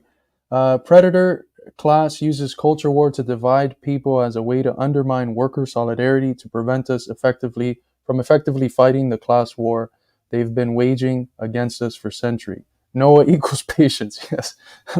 Noah's got some Buddhist in him. I don't know. I know he's Jewish, but he showed a lot of Buddhist capabilities there with his patience. But you couldn't be more right, Janice. That's what they need to do. They need to divide us, and do so over issues that are not essential for them, for the accumulation of their capital. Do so over cultural issues. Let us have all the freedom and debate and all the liberties we want over these cultural issues. But when it comes to the bread and butter issues of political economy, of class struggle, of questioning the power of the monopoly capitalist class, that there's no freedom. The bourgeois liberties tossed out the window as soon as you're able to challenge them substantially in those areas that are of principle importance. It's not, people love talking about Mao, and I'm sure this kid that came on today, I'm sure he likes his Mao. He's probably posted some Mao quotes or something. But there's a reason why these categorical developments, principle and non-principle contradiction, primary aspect, secondary aspect of a contradiction, antagonistic, non-antagonistic contradiction. These categories are not just developed for Mao to fancy himself as some nice theories. These are genuine developments that are rooted in those class struggles that give us insights that we can use in our class struggles. And the analysis of what is the principal contradiction at hand and which one is not is one that we have to constantly make. I'm sorry, but a lot of the issues that the elite are using to divide the people are nowhere near principal contradictions. Nowhere near. We should never say we're not going to organize a section of the working class because of the views that they have on issues that are non-principal contradiction issues. We can say we're going to organize them and hopefully in the process help them overcome whatever backwardness they might have on these issues. But we should not make a barrier for organizing around the principal contradictions at hand rooted in secondary or tertiary non-principal contradictions. And that's what they want us to do. Non-antagonistic contradictions. Various contradictions amongst the people. Can you imagine if the Chinese communists prevented themselves from uniting against the principal contradiction, the antagonistic contradiction of struggling against Japanese colonialism, because of the contradictions that existed amongst the people? There's whole pamphlets written on how we can do that, how we can handle the contradictions amongst the people, even though we have to unite against these principal struggles.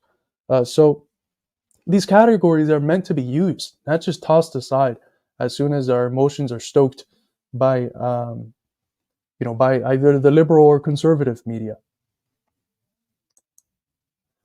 Thank you so much, Kyle Pettis, the Institute's labor guy. He came in yapping, never stopped, and acted as disrespectful as possible. He is a human weasel. I completely agree. It was extremely disrespectful. I applaud you for your patience, but it was tough to watch. I apologize. I should have probably been meaner. Honestly, it's just not how I roll. I genuinely want to understand where someone's coming from, because for me, the point isn't what I said.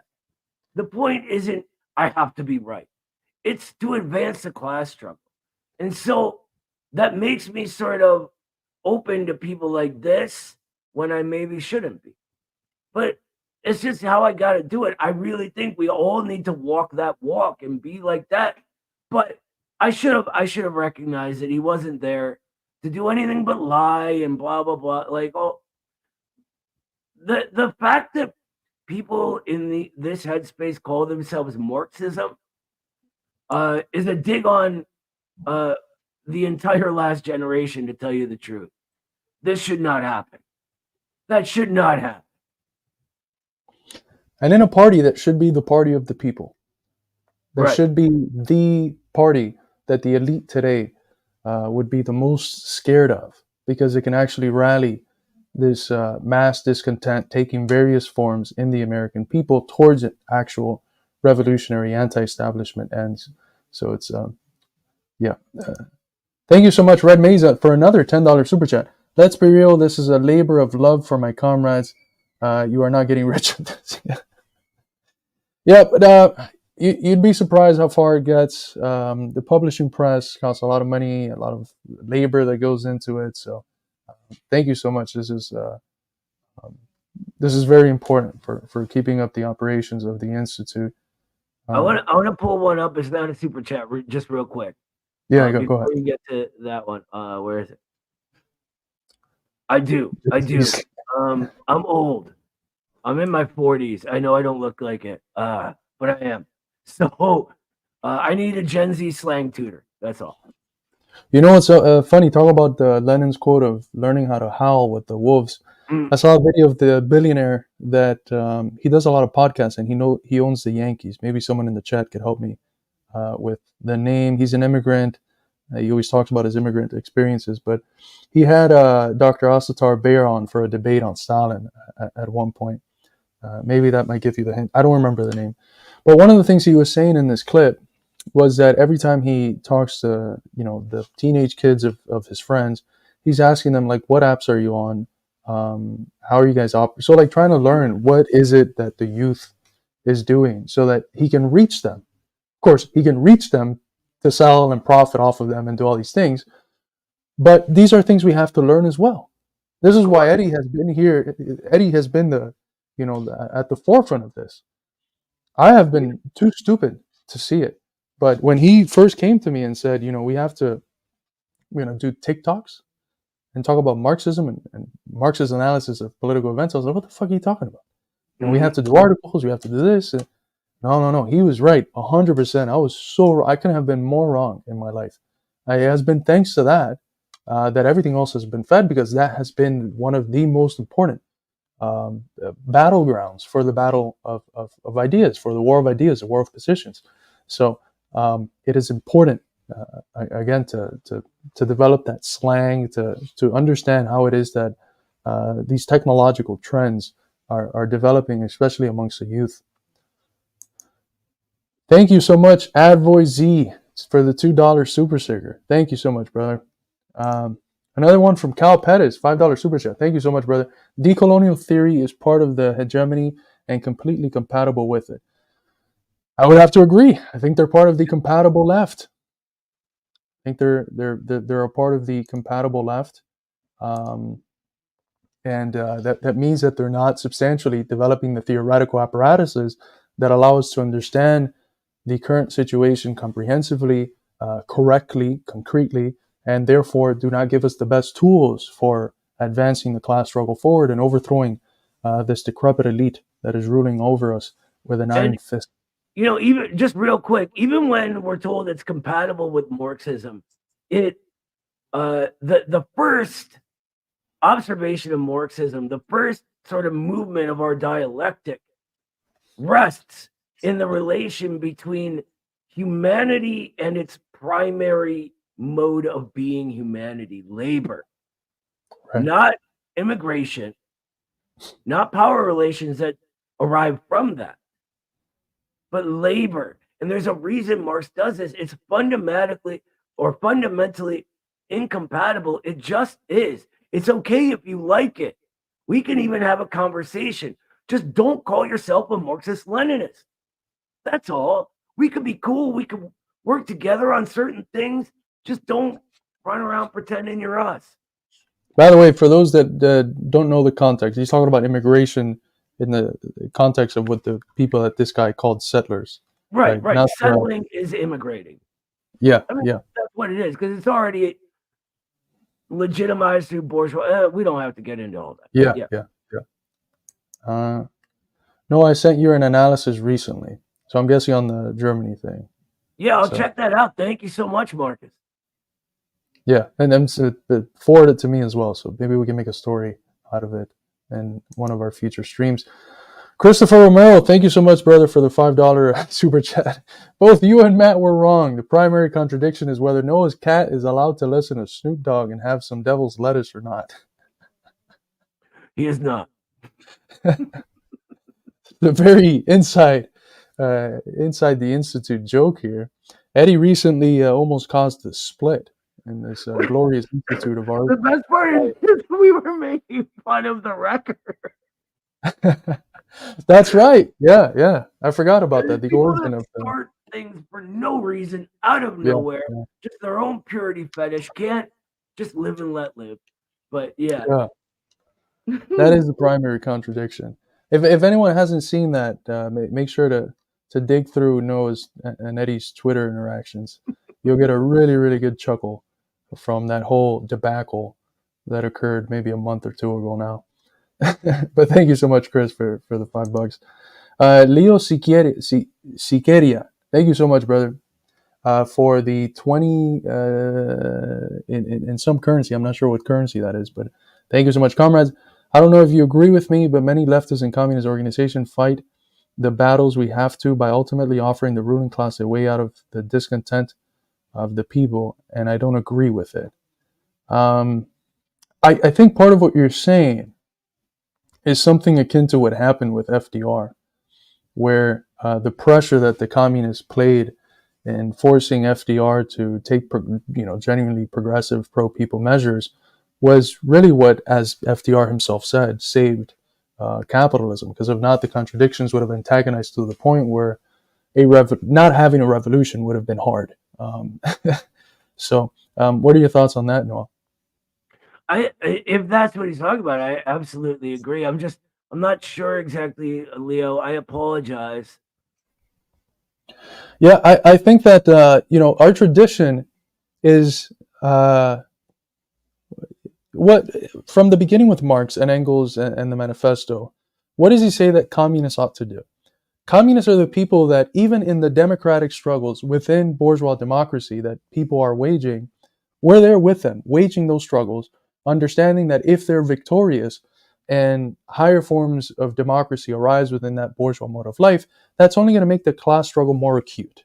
It's only going to make it clear that the result of their misery is not whatever lack of democratic rights they had within the bourgeois mode of life, but fundamentally the mode of production itself. A society that keeps power within those who own capital and whose sole purpose they create that society, they lead that society's whole purpose to be just the accumulation of capital in those hands. That requires exploitation, et cetera, et cetera.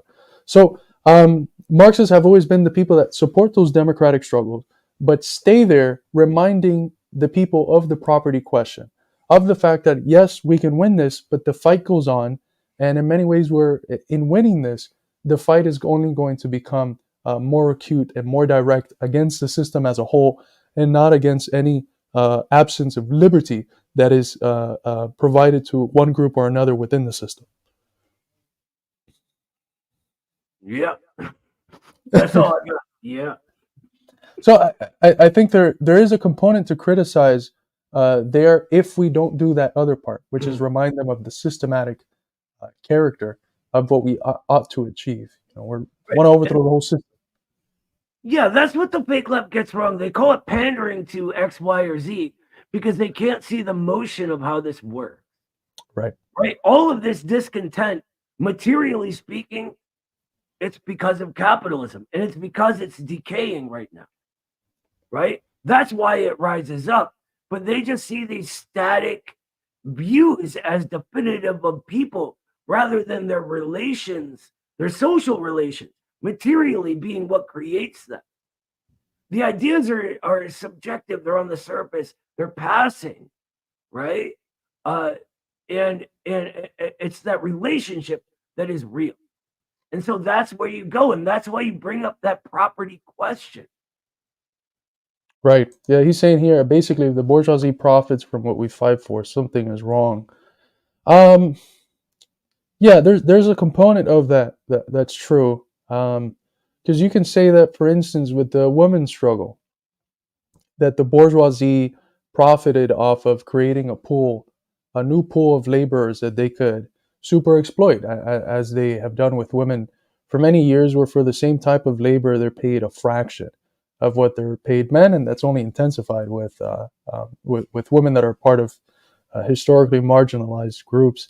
So there is that component, but the fight still has to be waged. The fight for democracy still has to be waged, and if it's successful and that happens, we have to have already set the ground for explaining that that was going to happen on the basis of this systematic analysis that we can provide to these democratic struggles. So I think really the fault here is not necessarily in the democratic struggles that end up leading to something that the bourgeoisie profits from, but in the absence of communists reminding the people waging those struggles of the fact that it doesn't end once that victory is won, that victory is only one step towards a greater qualitative transformation of society, towards a new, actually equal, egalitarian, et cetera, all these nice lofty things that we socialists believe in, mode of life. So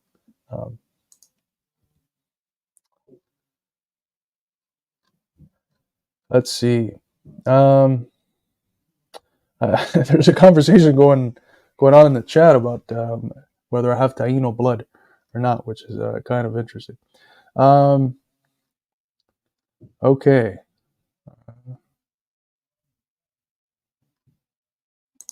There's an interesting chat. People should read it. Yeah, don't get me started on the women's struggle. Going gray and ageism is so much worse for women. That's probably why there aren't many well-known Marxist women. Men don't listen to us. Yeah, it's difficult. I have a condition where my dad is currently disabled. He can't work, and my mom is the only one that's capable of working. And it's so extremely hard for a woman in her late 50s to find a job. It's almost virtually. It doesn't matter how many accolades. How many things she's done, how good her resume looks. The fact that she's a woman and older makes it a lot more difficult. And for younger women, the fact that they can get pregnant is also, a disadvantage in the work market. Okay, so Noah, we have gone through all the super chats. We've been streaming for almost 3.5 hours. I'm sure you're you're very tired. Do we want to wrap up here? Is there anything you'd like to say? It's him, brother. Is there anything you'd like to say before we head out? Yeah, I think. Look, maybe I gave this guy a little bit too much leeway. But at the end of the day, there are communists and there are those who only attack communists. And what's really going to win is getting that Marxism, right? And you can read as much Lenin as you want. If you're trying to verify your preconceptions rather than learn, you're never learning. You're never understanding the Marxist methodology and worldview, which is what is so important to understanding everything.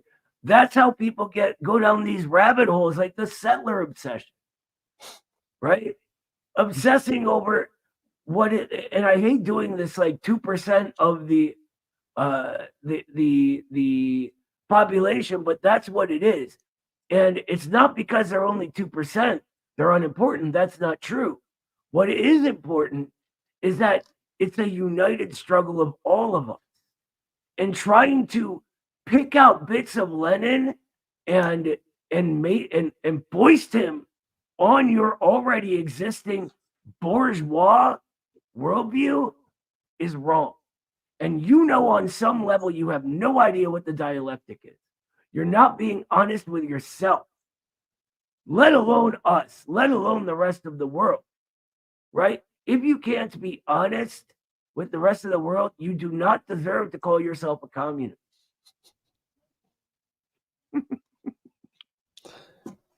In my household, we do make the best Cuban coffee in all the Midwest. So they can't fuck with me in that area. You know, the one thing the French get right is coffee. I'll say that. Mm. Oh, I also I'm like more right than the Cuban. The baguette is good. The Cuban coffee is the Marxism of coffee. I'll tell you what. No, it's not. The Americano is. Fuck no. Get out of here. Here I'm fully a Cuban supremacist. In coffee issues and in boxing. Those are the two areas where Café Cubano supremacy. There we go. That's true. That's true. No, thank you, everybody.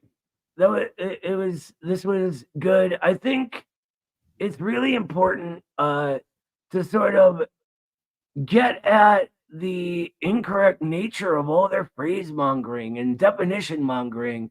You know, when they don't understand even the word reactionary.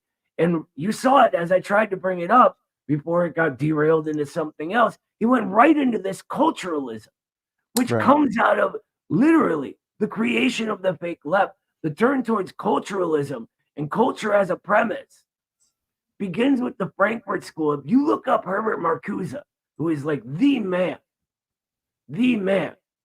right? And as far as this goes, his book, One Dimensional Man, is a who's who list of CIA brass, Rockefeller Foundation cronies, and Ford Foundation fellows. That's who it is. That's who's funding the culturalists. And there's a reason they put that to you as primary. It isn't that gay people aren't part of the proletariat. They are, or can be, but they can also be bourgeois, right? That's this ridiculous. Anyway, I'm going to get all heated. Thank you, everybody, again. We're going to go out the same way we always do with the international. And I feel like we should go please stand for the international. You know what I mean? But no, we're not going to do that. Everybody have a great rest of your night. We love you all. Solidarity.